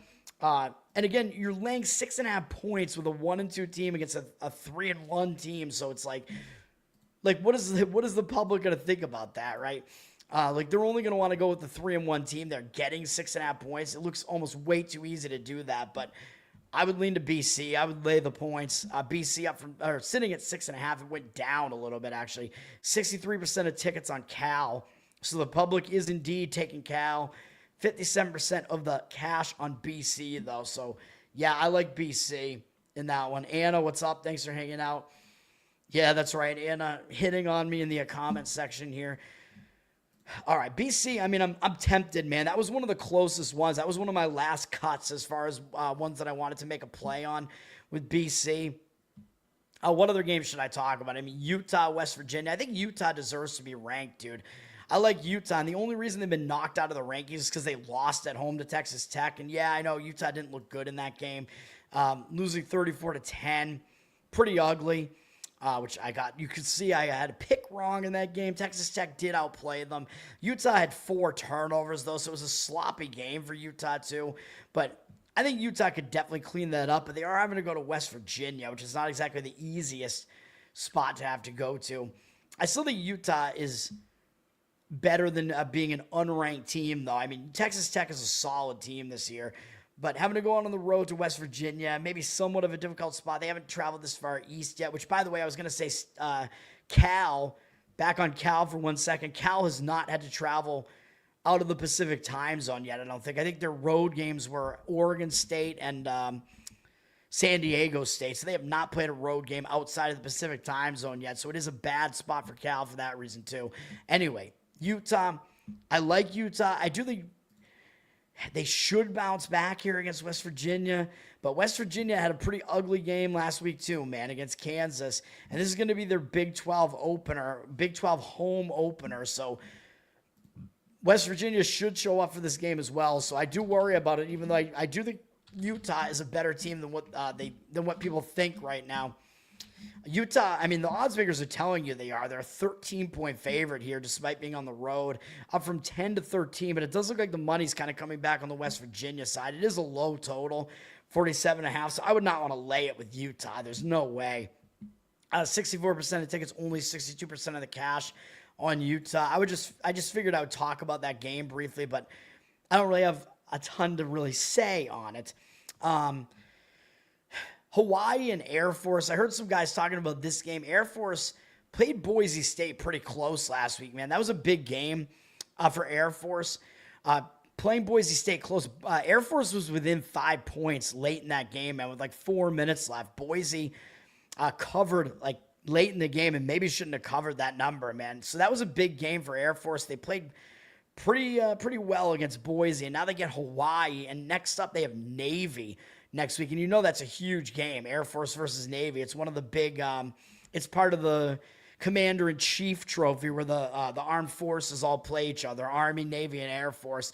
And it's kind of a bigger game for Air Force to some extent because Air Force is usually the lesser of all three of them, or at least that's been the case recently as well. And they don't get that big, like, hyped Army-Navy game that happens at the end of the season. So Air Force considers themselves to be kind of the little brother. So this is kind of a sandwich spot.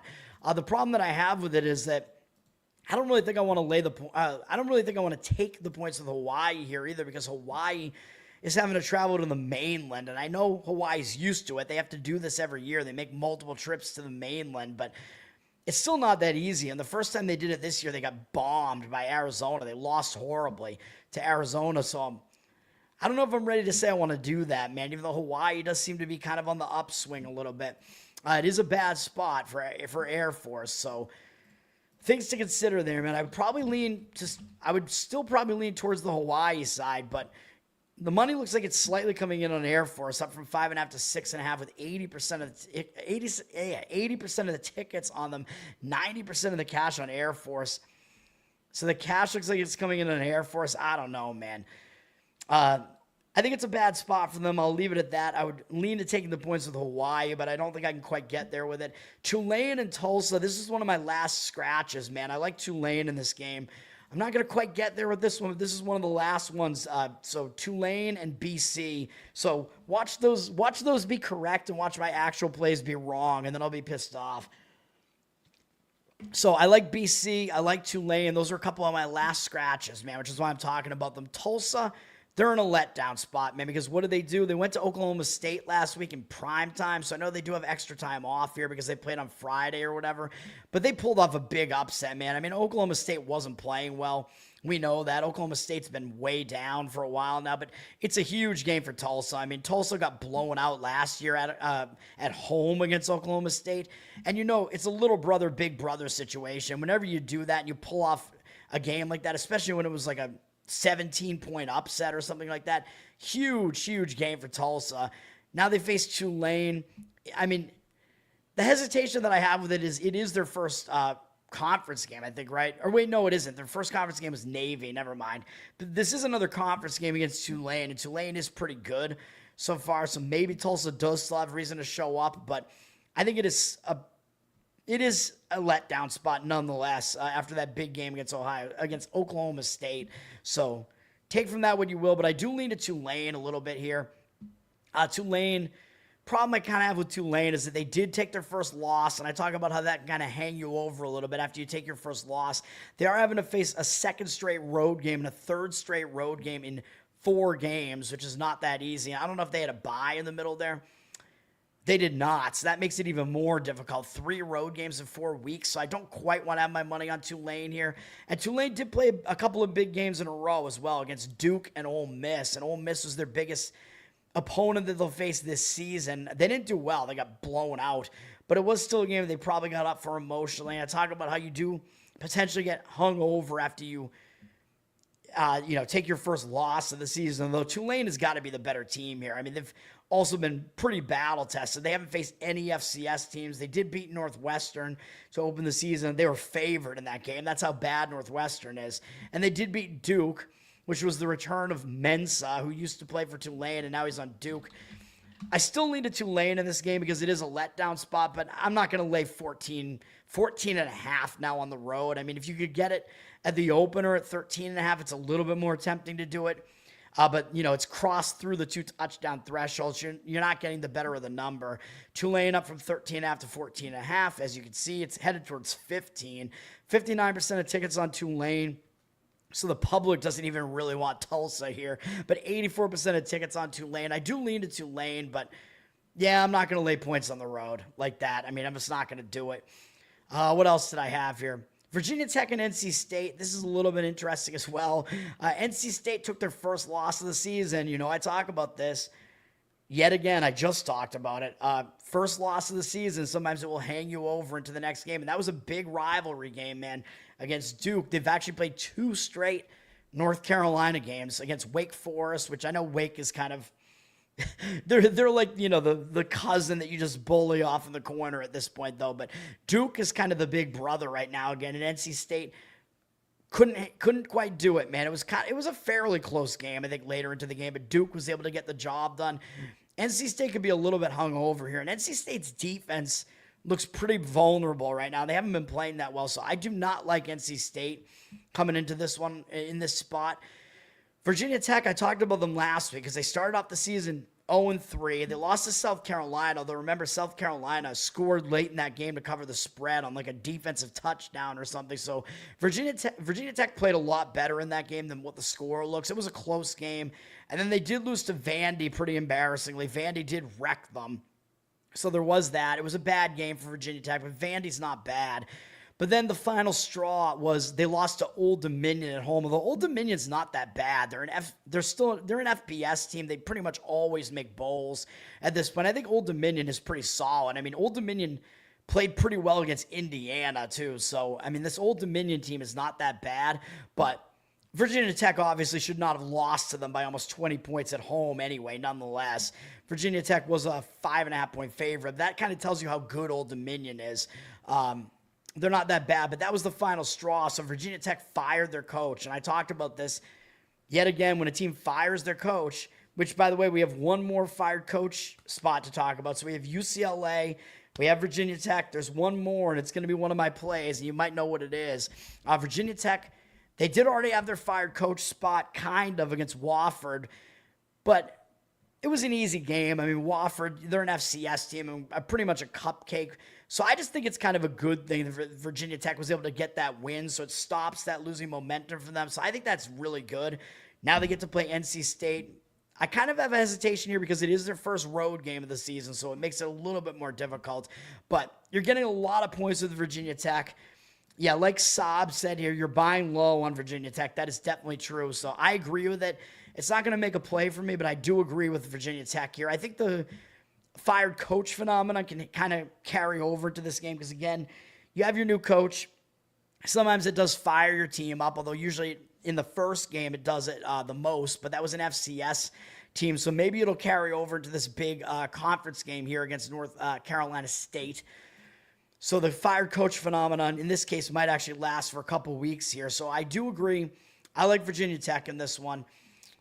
And yeah, I mean, that win over Wofford can almost kind of serve as a bye too, but it breaks your losing momentum either way. So yeah, I agree with it. I will lean that way. Oh, we're going to get an overtime game. Hold on. Let me put this game on. Oregon State's going to cover for us. There we go. It's a tied game with 50 seconds left. ESPN. I think it's on ESPN. Let me put it on. Arizona State covered the 2.5, by the way. It landed exactly 3, so I don't know if I was correct or not on that. Oh, Oregon State has the ball. What are they doing? Can they win outright? Can we get 2 outright underdog winners? Come on, let's do it. My college football has been good since week 1, man. We're running pretty well in college football so far here. We're going to get the cover regardless, though, in this Oregon State game. It goes into overtime. We're guaranteed the cover. I mean, obviously, it's a 13.5-point number in this one. It went down to 12.5, but even if you took that, it'll be a win. The 14 never showed up, but whatever. Anyway, for Virginia Tech here, not to get sidelined too much here because I still have to give out my best bets, and I want to kind of focus on those. It's going to be another 2-hour video, man. We're up till 2:30 in the morning. NC State has 70% of tickets on them. 55% of the cash on Virginia Tech, though. So NC State is public. They're up from 8.5 to 9.5. You're going through the 9.5. So if you can get 10, you want to try to get the 10 if you can, man. So I would get I would try to get the 10. I mean, obviously it's a key number, the touchdown plus the field goal. It looks like you might be able to. So there's no rush to play Virginia Tech here because even if it stays at 9.5 or 9 or even 8.5, those are not key numbers, so it doesn't matter. So try to get the 10. You can wait basically all the way up until tomorrow night, until game time. Just see if you can get the 10 on this. But I agree with Virginia Tech. 55% of the cash on Virginia Tech. And yes, you're indeed buying low on that one. So I agree with that one as well. What else do we have left here? San Jose State and Stanford. I'm going to talk about a lot of games, man. Every game where I kind of see a situation, I'm talking about it. San Jose State, I think they're better than the record looks so far, man. You're going to see they're going to Stanford. I mean, San Jose State's 1-2. Stanford's 1-3. I know Stanford's not very good. San Jose State, they probably should have won their season opener, man, against Central Michigan. This is a really horrendous loss for San Jose State. They were a 14.5-point favorite in the game. They They basically lost the game on turnovers. I mean, they outgained Central Michigan in the game, but they had 3 turnovers, -3 in turnovers. So it was an ugly game. They just were just sloppy in the game. So they lost that game. And then they had to play Texas on the road. I mean, you don't expect San Jose State to win that game, obviously. But then San Jose State, what did they do? They came out of the bye, and they played pretty poorly again. They barely beat Idaho, who's an FCS team now. They used to be an FBS team. So I think they're not a bad FCS team, but still, San Jose State, as 13.5-point favorites, they only beat Idaho by 3. So San Jose State is now coming off of that. So I think that's going to focus them. And I think coming out of that bye, yeah, you get Idaho. It's kind of like whatever. I think they were looking ahead to Stanford, man, because this is a big game for San Jose State. Stanford is an in-state big brother, but it's also the one who's like closest geographically to San Jose State up in, Northern California there. So it's a big game for San Jose State.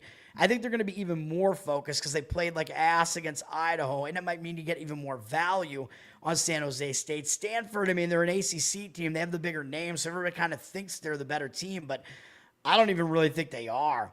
And they're having to travel back from the East Coast. So Stanford, I mean, they've been all over the place. They played in the first 4 weeks of the season, they had 3 road games. So they had to go all the way out to Hawaii. Then they played at BYU in high elevation. Then they had to go all the way to the East Coast 2 weeks later after a home win over BC that I mentioned. They had to go to play Virginia last week, and they lost that game. And now they're having to return all the way back with no time off. They're having to go all the way back to the Pacific Coast and play San Jose State before they play another ACC opponent with SMU. And that's going to be after a bye. And I think they really want this bye, man. This bye is going to probably come at a decent time for Stanford. It's probably coming actually a week too late because I think the bye would have helped them more after this Virginia game. It's a bad spot. I think San Jose State is in a much better spot here. So I do like San Jose State in this game. They've had to travel a lot less. San Jose State, the furthest they travel was to Texas a couple weeks ago. So they've been back on the Pacific Coast for a while now. Stanford is public. They're up from 1.5 to 3 with juice. You might even be able to get 3.5. So you might be able to wait and get 3.5. I think at the worst, you're going to get +3 on this. You could try to wait and see if you get the 3.5 on this. I mean, the game isn't until tomorrow night. Public is on Stanford. 71% of tickets on them. Only 67% of the cash. And it's a low total of 49.5, even though I think San Jose State has a decent offense. But again, the points are worth more with a low total. So you're on San Jose State. I agree with it. Yep. Yep. Saab, I like the way you think, man. SMU is up next. For them as well. I agree with it. That one almost made my card as well, I will say. I'm going to be mad when these are correct and we lose that one. And we lose the ones that I'm actually going to give out, but we'll see. Hopefully they all win. And then App State and Boise State. I'm gonna talk about a couple of these other games real quick here. Hold on, let me see what my plays are here. Yeah, I'm just going over my plays one more time here. All right, yeah, I got them. All right. All right, so Boise State, they just had that game against Air Force on the road. It was a pretty big game for Boise State. I mean, it was a conference opener. They had to prepare for the triple option, whatever. Now they get App State, which is a game that doesn't really matter because Boise State, I know they lost a game to open the season, but Boise State, basically their goal is to basically run the table in the Mountain West and win the conference. So this game does not matter as much to them against an out-of-conference App State team. And up next, Boise has to go to face Notre Dame on the road. So that is another big game for Boise coming up next on the road. So they might very easily look right past this App State team that kind of had a down year last year because the hurricane came in and wrecked their city in Boone. And App State's coming off a pretty ugly loss to Southern Miss. But I told you Southern Miss is basically Marshall from last year. They're not a bad team. App State went in there and lost the game. I think App State was actually a favorite in that game and lost. So App State isn't as bad as what they've looked so far. And they went into a bye after that. So I think that bye can actually help them because they went into a bye on a bad note. Now they're coming out of that. My only hesitation with App State really here is that it's a weird travel spot where they have to go all the way out to Boise, out west, which is not a thing that they typically have to do. So it's kind of an intimidating environment and a weird travel spot. So I'm not going to quite do it, but I think App State is the right side in this game. Boise is up from 15 to 16.5. I mean, everybody knows the name Boise as well, even though they saw them get embarrassed in that first game. People are kind of back on the Boise train after they've righted the ship, and they're not going to be impressed with anything that App State has done. 68% of tickets, only 57% of the cash on Boise State, so they're public with less of the cash on them. Harp turned Boone. What do you mean? I know Boone, whatever that government agency is, did not help them out at all. Is that what we're talking about? Yeah, they ruined it. Yeah, for sure.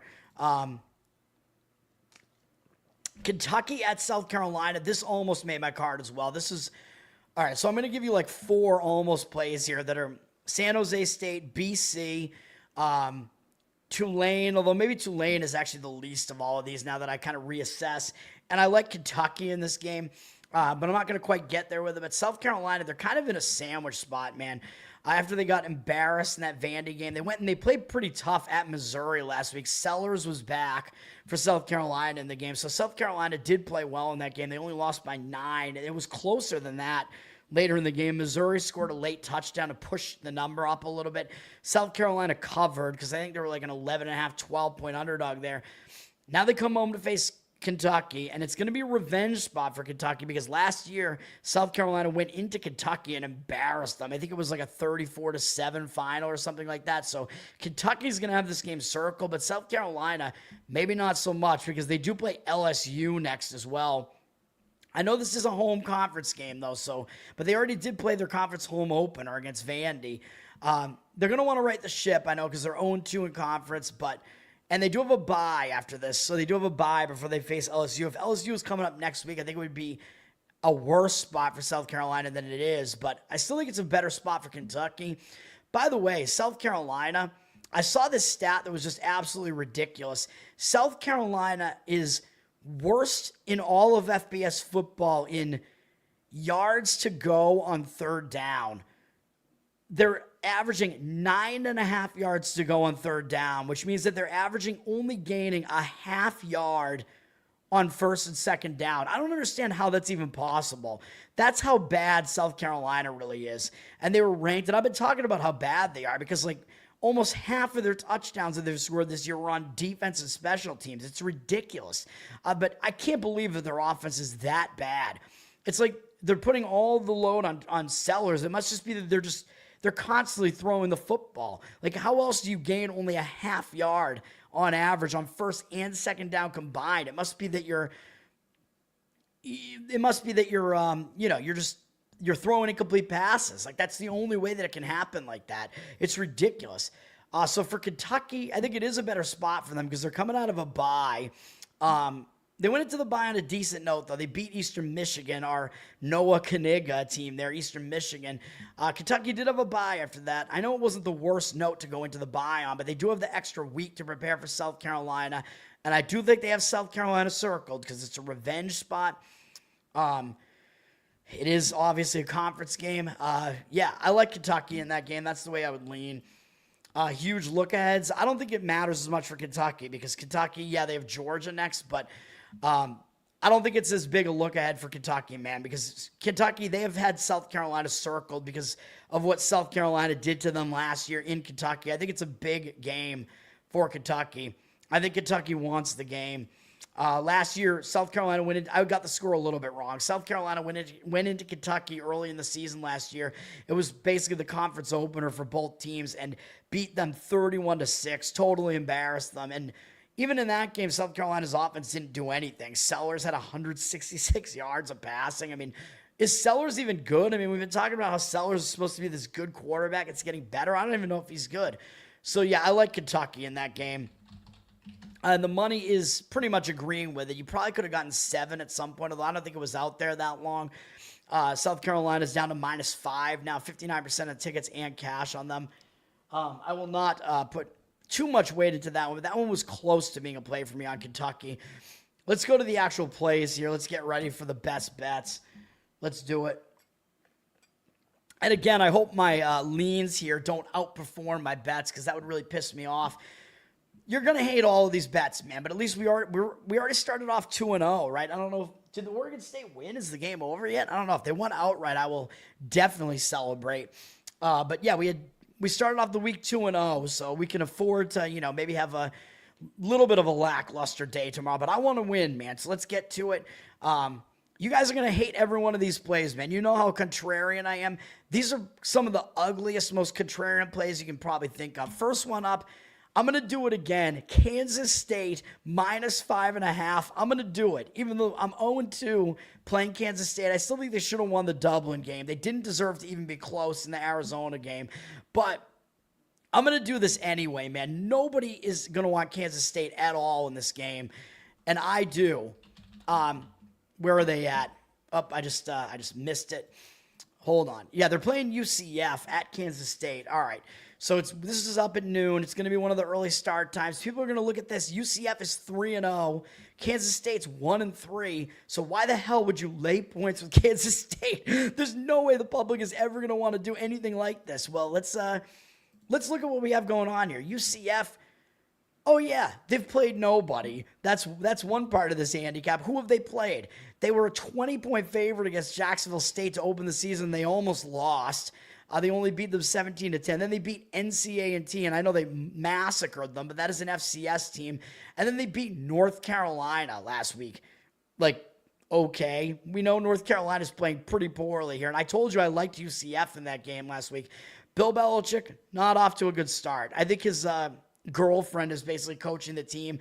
That North Carolina team is not good. Now, UCF has to go to Kansas State on the road, Manhattan, Kansas. It's still going to be a crazy environment there. It's a difficult spot to play. It's on the road. Kansas State, I think, is still going to show up, man, because they can still vie for the conference, even though they're 0-2 in conference. I still think they still have a shot, man, because I don't think every team in this conference is going to go, or I don't think you're going to have multiple teams go undefeated or anything like that. So I think it's too early to say that they're in a dream crusher spot or anything like that. It's a weird travel spot for UCF. They haven't left home yet this season. They got to go out to Manhattan, Kansas. And how long has UCF been in this conference? I think last year was their first year in this conference, and they didn't play Kansas State at all. I know they did travel a little bit last year, but still, they're still not really used to it. They're not used to this. Oh, no, they did. My mistake. They were in this conference 2 years ago, so they did play at Kansas State 2 years ago. So my mistake, and they did lose by double digits, but it's not a typical thing that they do, and it is their first road game, so it's still a weird spot for them, man. So I don't like it, and I think it's a much better spot for Kansas State here. Kansas State is coming out of a bye, so they're going to be using that bye to fix some things, man, because it has not been good for them. They went into that bye losing as a favorite to Army, and then they had a Friday night game, so they have even extra time off here, and they played poorly again against Arizona. Avery Johnson was terrible in the game. I don't know what's going on with Avery Johnson. Did he get hurt? I don't even know what's going on here. He didn't. He was just awful in the game, so I don't know, man. To me, yeah, I mean, this looks like a spot where Kansas State is going to have to show up. I mean, this is basically, if you're going to try to salvage your season at all, you got to show up here, and you got to think they use that bye to fix things. That bye came at a very nice time where they probably should have beaten Army. They lost to Army at home as a favorite. I mean, Army does throw that triple option at you, whatever.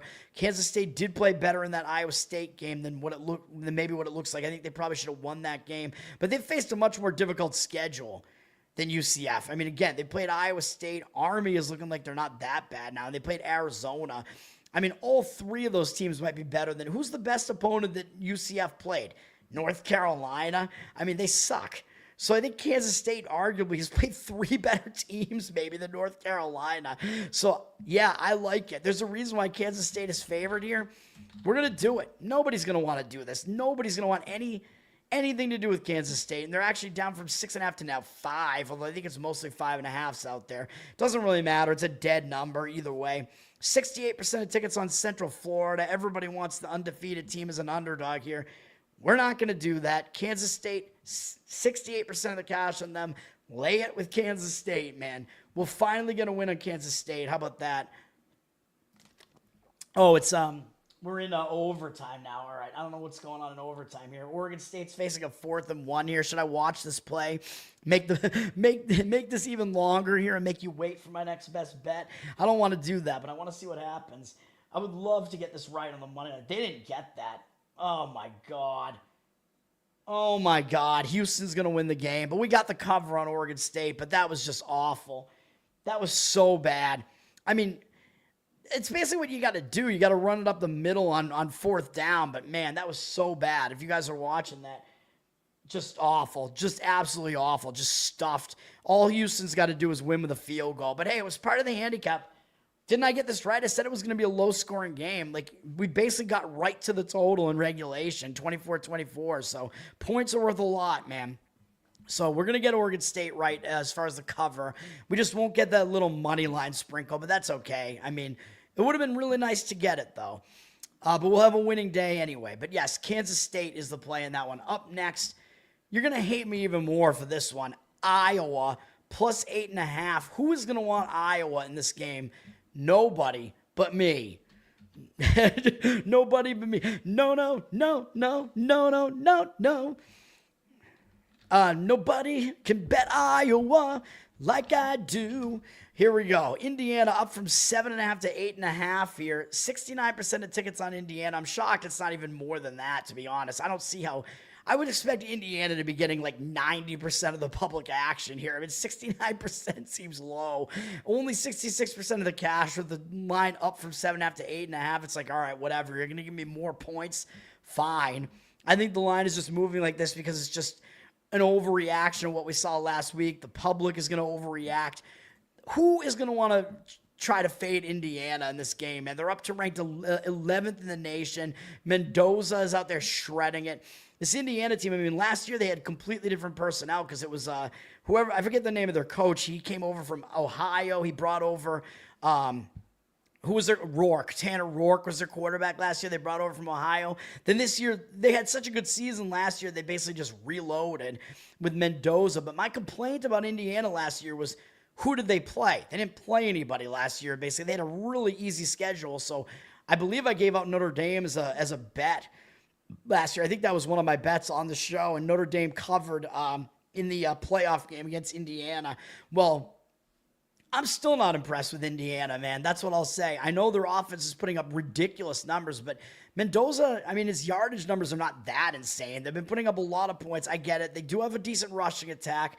Sure, balanced attack. I know their offense is good. Old Dominion played them pretty well in the first week, or in week 0, I guess, but maybe Indiana was just kind of getting their bearings. You know, they had to get used to having a new quarterback there, whatever. He has to get used to a new system. Then since then, yeah, they shredded Kennesaw State. Kennesaw State's a little bit better this year than they were last year, but they're not good. And then Indiana beat Indiana State, who's an FCS team. I know they put up 73 points in that game, but still, Indiana State, I mean, there's not much you can really gain from that. And then finally, we saw Indiana get tested last week by facing number 9, Illinois. Number 9, Revolution, number 9. And Indiana was only ranked 19th, but there was a reason why Indiana was up to like an almost 7-point favorite in that game. It's because the odds makers knew Indiana was the better team. Did I expect them to win 63-10? No, I did not. Am I mad that I didn't give it out as a play? Yes.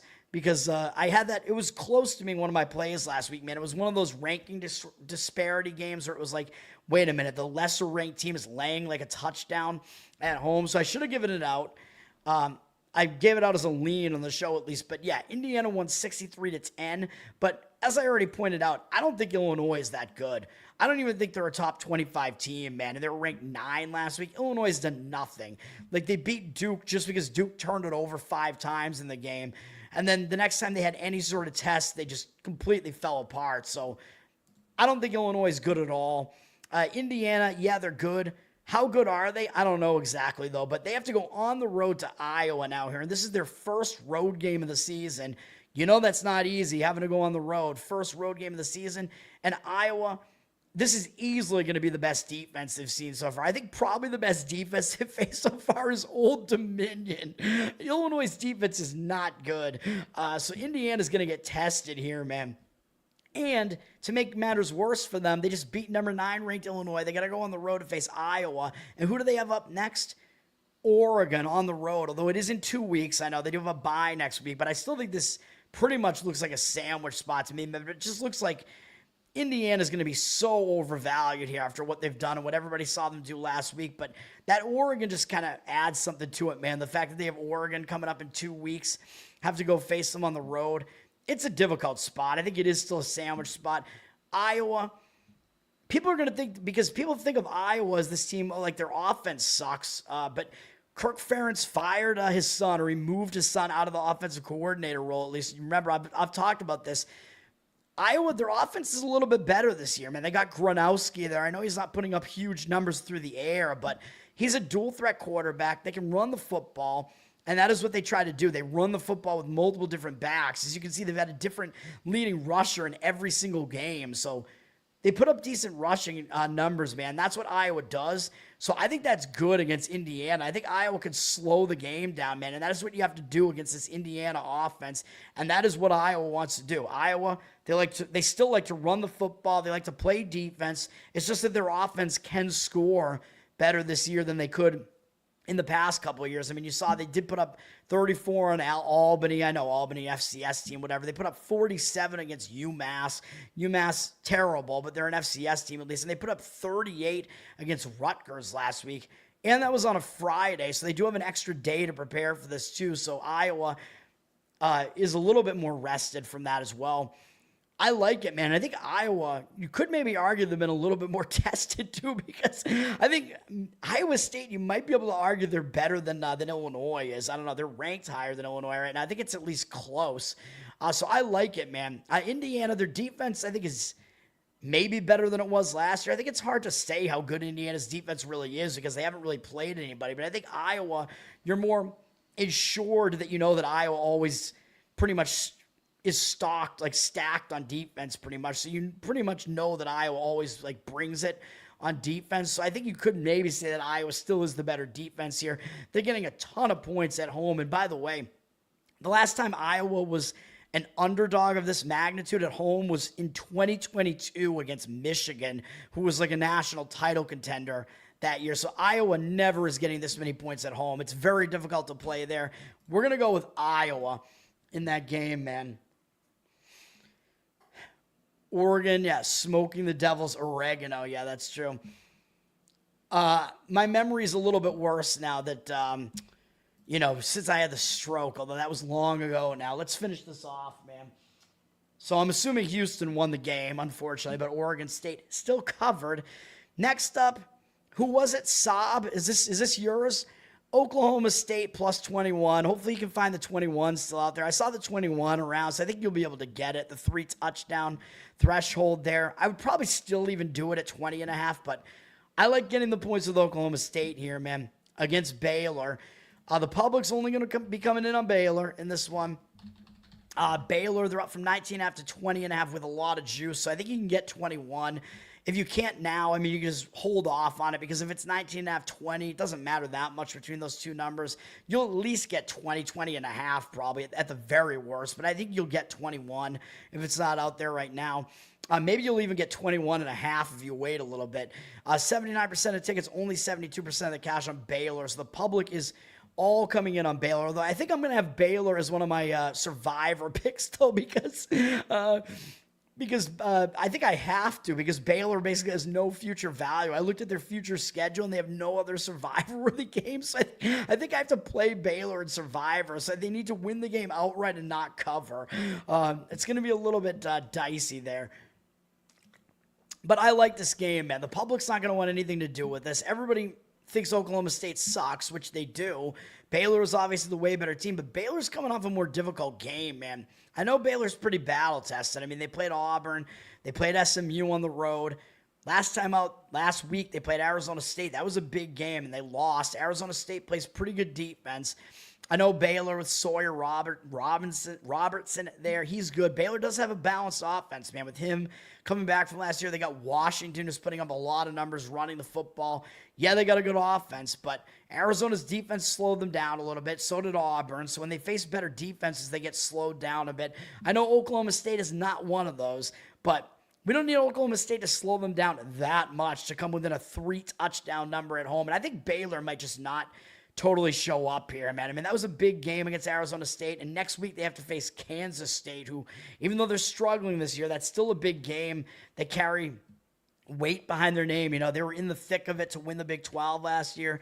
I still think Kansas State is better than people think they are right now. So I think this is kind of a sandwich spot here. It's only Baylor's second straight road game. It's still not that easy to play in Stillwater. And what did I say about Oklahoma State, man? One of the other reasons we're doing this is the fired coach phenomenon. Oklahoma State fired Mike Gundy after he's been there for probably 2 decades at this point. You remember the "I'm a man, I'm 40" quote, which I mentioned last week, which was in a press conference when the journalists or whatever wanted to ask his quarterback something, and he was trying to take the pressure off his quarterback. He was like, "Don't ask him that question. He's a kid. Ask me. I'm a man. I'm 40." And that was 17 years ago or something at this point. So Gundy was good back in the day, man. And that was a hilarious press conference, hilarious quote. I remember he had the mullet for a while. He had the mullet days. But for whatever reason, man, he's just not doing well anymore. Maybe he just can't recruit talent anymore. I don't know what the deal is, but they fired him. And like I said, this is the first game with a new coach here, man. I say that's going to fire up the team typically, man. More often than not, maybe the team just wasn't listening to the coach anymore. They weren't getting it, just weren't getting the job done anymore. But they might be motivated as well just to prove that the coach was the problem and not them. This is a big game for them, too. I mean, this is their first conference game. It's their conference home opener, man. So I think they're going to show up, and they're coming off a game that they should have won, which is why their coach got fired. They're coming off a 17-point upset at the hands of Tulsa. So bad game for Oklahoma State. So a lot of things are coinciding in this game, and they have extra time off because that was on Friday. So they have an extra week to do something with this new coach. I'm sure that their new coach is somebody that was already in the system, so they don't have to implement a new system or anything like that. Usually when you fire a coach mid-season, like the assistant coach or whatever, one of their coaches will just take over, and they'll keep running the same system, so that's fine. Looking at this game, I mean, Oklahoma State did get outgained in the game. It was a bad game for them. It was a close game. Shouldn't have happened. They were a big favorite. They lost the game, but I thought they were a 17-point favorite. My mistake. They were down to 10.5 from 13.5, but still, they were a double-digit favorite in the game. Yeah, I mean, I think this is going to motivate them, man, coming off a loss like that. So give me Oklahoma State plus 21 in that game. Yep, great minds. That's right. Saab, yeah, I mean, you're agreeing with me. Your plays, I agree with all of them, even though they're not plays from me. The last one up, this one's a little bit under the radar, but it's going to be Florida Atlantic plus 14. And it is me, I believe it is me fading one of the teams I was on last week that pulled off a big upset. I believe we're fading Memphis in this game. That's what we're going to do. We're going to take Florida Atlantic in this one. The public's going to be on Memphis. I mean, Memphis has the name recognition. This looks like a good market read to me. I think you can get the 2 touchdowns on this. Just make sure you can do it. I think you can. It's up from 13.5 to 14.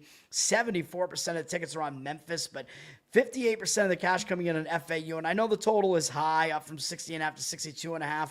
We're dealing with teams that can score here. So I know I usually like taking the points in games with lower totals. And I know the total is fairly high in the Baylor game, too, at 58. So I'm not really taking the points with low totals. Oh, by the way, I forgot to mention, Indiana and Iowa, look at this total. It's down to 47.5. Like, what gives when you see Indiana putting up, they've put up almost 60 points by themselves 3 games in a row, and the total in this game is 47. So the odds makers are telling you something with that, too. They're telling you Iowa might really be able to keep this game lower scoring, low total like that. I like taking the points when I see a low total like that, but holy crap, man. That total is so low compared to what Indiana's been doing recently. That total alone is really telling you something in that game. That's crazy. Like, the public is 78% on the over in that one and 81% of the cash on the over, but I don't think the cash is actually on the over, although it did drop from the initial key number of 51. 47 is another key number, but that is such a low total for an Indiana game, so that's telling you something too. And then Kansas State were laying the points, so I know that's a low total. I know 49. I'm a little bit worried about that, but sometimes I break my own rules a little bit here, man. But it's mostly about the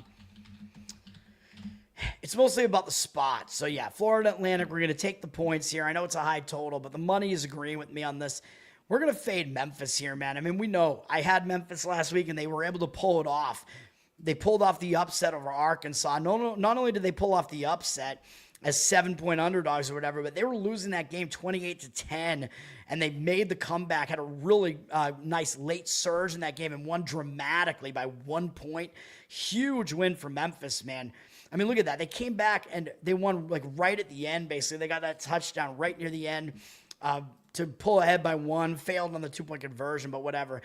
Big game for Memphis. Big win for Memphis in that one. And I know they do have Tulsa up next. It's not a look-ahead spot for them, but I just think this is a big letdown spot for them, and I think it's a good spot for Florida Atlantic. This is a conference game, I know. I believe it's actually Memphis' first conference game, so it is their conference opener, but I still don't know that they're really going to pay attention to FAU, man. They have to go down to FAU. It is a road game. I know they played 2 other road games, so it's not a first road game or anything, but I just think it's a pretty classic letdown spot, but I think the spot is also good on the Florida Atlantic side, which is also why I'm doing this. It's also their first conference game, so it is their, I believe it is their conference home opener. So for FAU, yeah, conference home opener for them here, and they're coming out of a bye. FAU, they did play Maryland earlier in the season, so they got a little bit battle-tested there. FAU has Veldkamp as their quarterback, man. He's a pretty experienced quarterback, and he was running that really good Western Kentucky offense last year, I think maybe the last couple of years. So they do have a good quarterback with Veldkamp.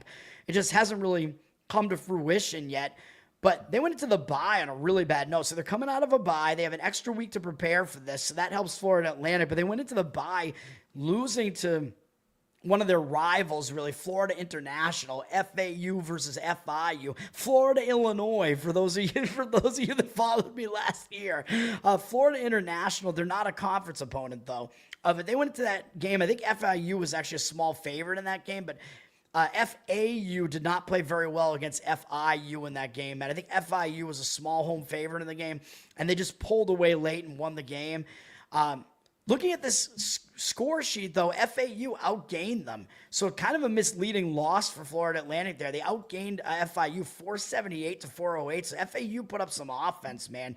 They were -2 in turnovers. They had 3 turnovers in the game. They had 11 penalties for 92 yards. So that's stuff you can clean up, man, especially when you go into a bye. You're going to work on that stuff. You can work on penalties. You can work on turning the ball over. So I think that's what they're going to do during the bye, man. So that game was a little bit misleading. They're coming out of a bye. Yeah, they're going to be ready for Memphis. I mean, Memphis coming into their house, it's a big game. Everybody knows Memphis, pretty solid team. I mean, they're usually a pretty good team. They're usually one of the better teams in this conference. And, of course, the public is only going to be laying it with Memphis as a 4-0 team, especially after they beat Arkansas. And Florida only at 1-2. Florida Atlantic, only 1-2 here. And nobody wants any part of that. So, yeah, we're going to go with FAU there, man, and that's the final play for me here as I as I mess with my windows here. My mistake. I was trying to get rid of the banner, and I hit the one of the windows instead. That's going to do it for me, man. Those are the plays. One more time. Kansas State -5.5. Iowa +8.5. Oklahoma State +21. And FAU +14. Hopefully we get there with those. Gave out the additional leans as well. Hopefully you guys like the plays. Let's continue winning in college football, man, because it's been good recently. So let's continue it. That's going to do it. Long video. It's really late. I got to sleep at some point. Learn to Own on Twitter. Learn to Own on Instagram. You can check me out there. Of course, Better Off Dead here. Like, subscribe to the channel. Let's get more viewers here, man. I know I'm too long-winded on this show, so I don't know. Instagram is for the shorter content. Yeah, Covered in Uke is my Uke channel, so you can check that out on YouTube as well. Better Off Dead is also on the audio platform, Spotify and Apple, so you can give me a review and listen there, and that helps me out as well. And patreon.com/learntotone, and you get bonus Uke content there if you just want to support me. Because, you know, I'll at least use some of the money to try to put back into doing some of this content, so there is that. But I got to find a way to live right now, too. Thank you, sir. Thanks, everybody, for hanging out tonight. And I'll be back in the morning because we still have baseball for a couple more days to talk about. So this is the final baseball weekend before playoffs start. And I got to set up Bald Baseball Playoff Edition with Clint. I got to get him back on the show, man. So that's going to happen, too. I will probably aim for trying to do that I don't know. How many days do we have off for baseball before playoffs even start? I don't know. We might have to do that on like Monday. I don't know. I'll try to figure it out, but we'll see. Sunday night even? I don't know. We'll see. While football is still happening. But yeah, I'll be back tomorrow in the morning. And then, of course, I'll do an NFL show tomorrow night too. I have at least probably 2 plays that I like in the NFL, but I should wind up with more than that. Maybe. I usually wind up with about 3, but we'll see what happens. That's going to do it for now. Let's get some wins. Let's get some sleep. Peace, everybody.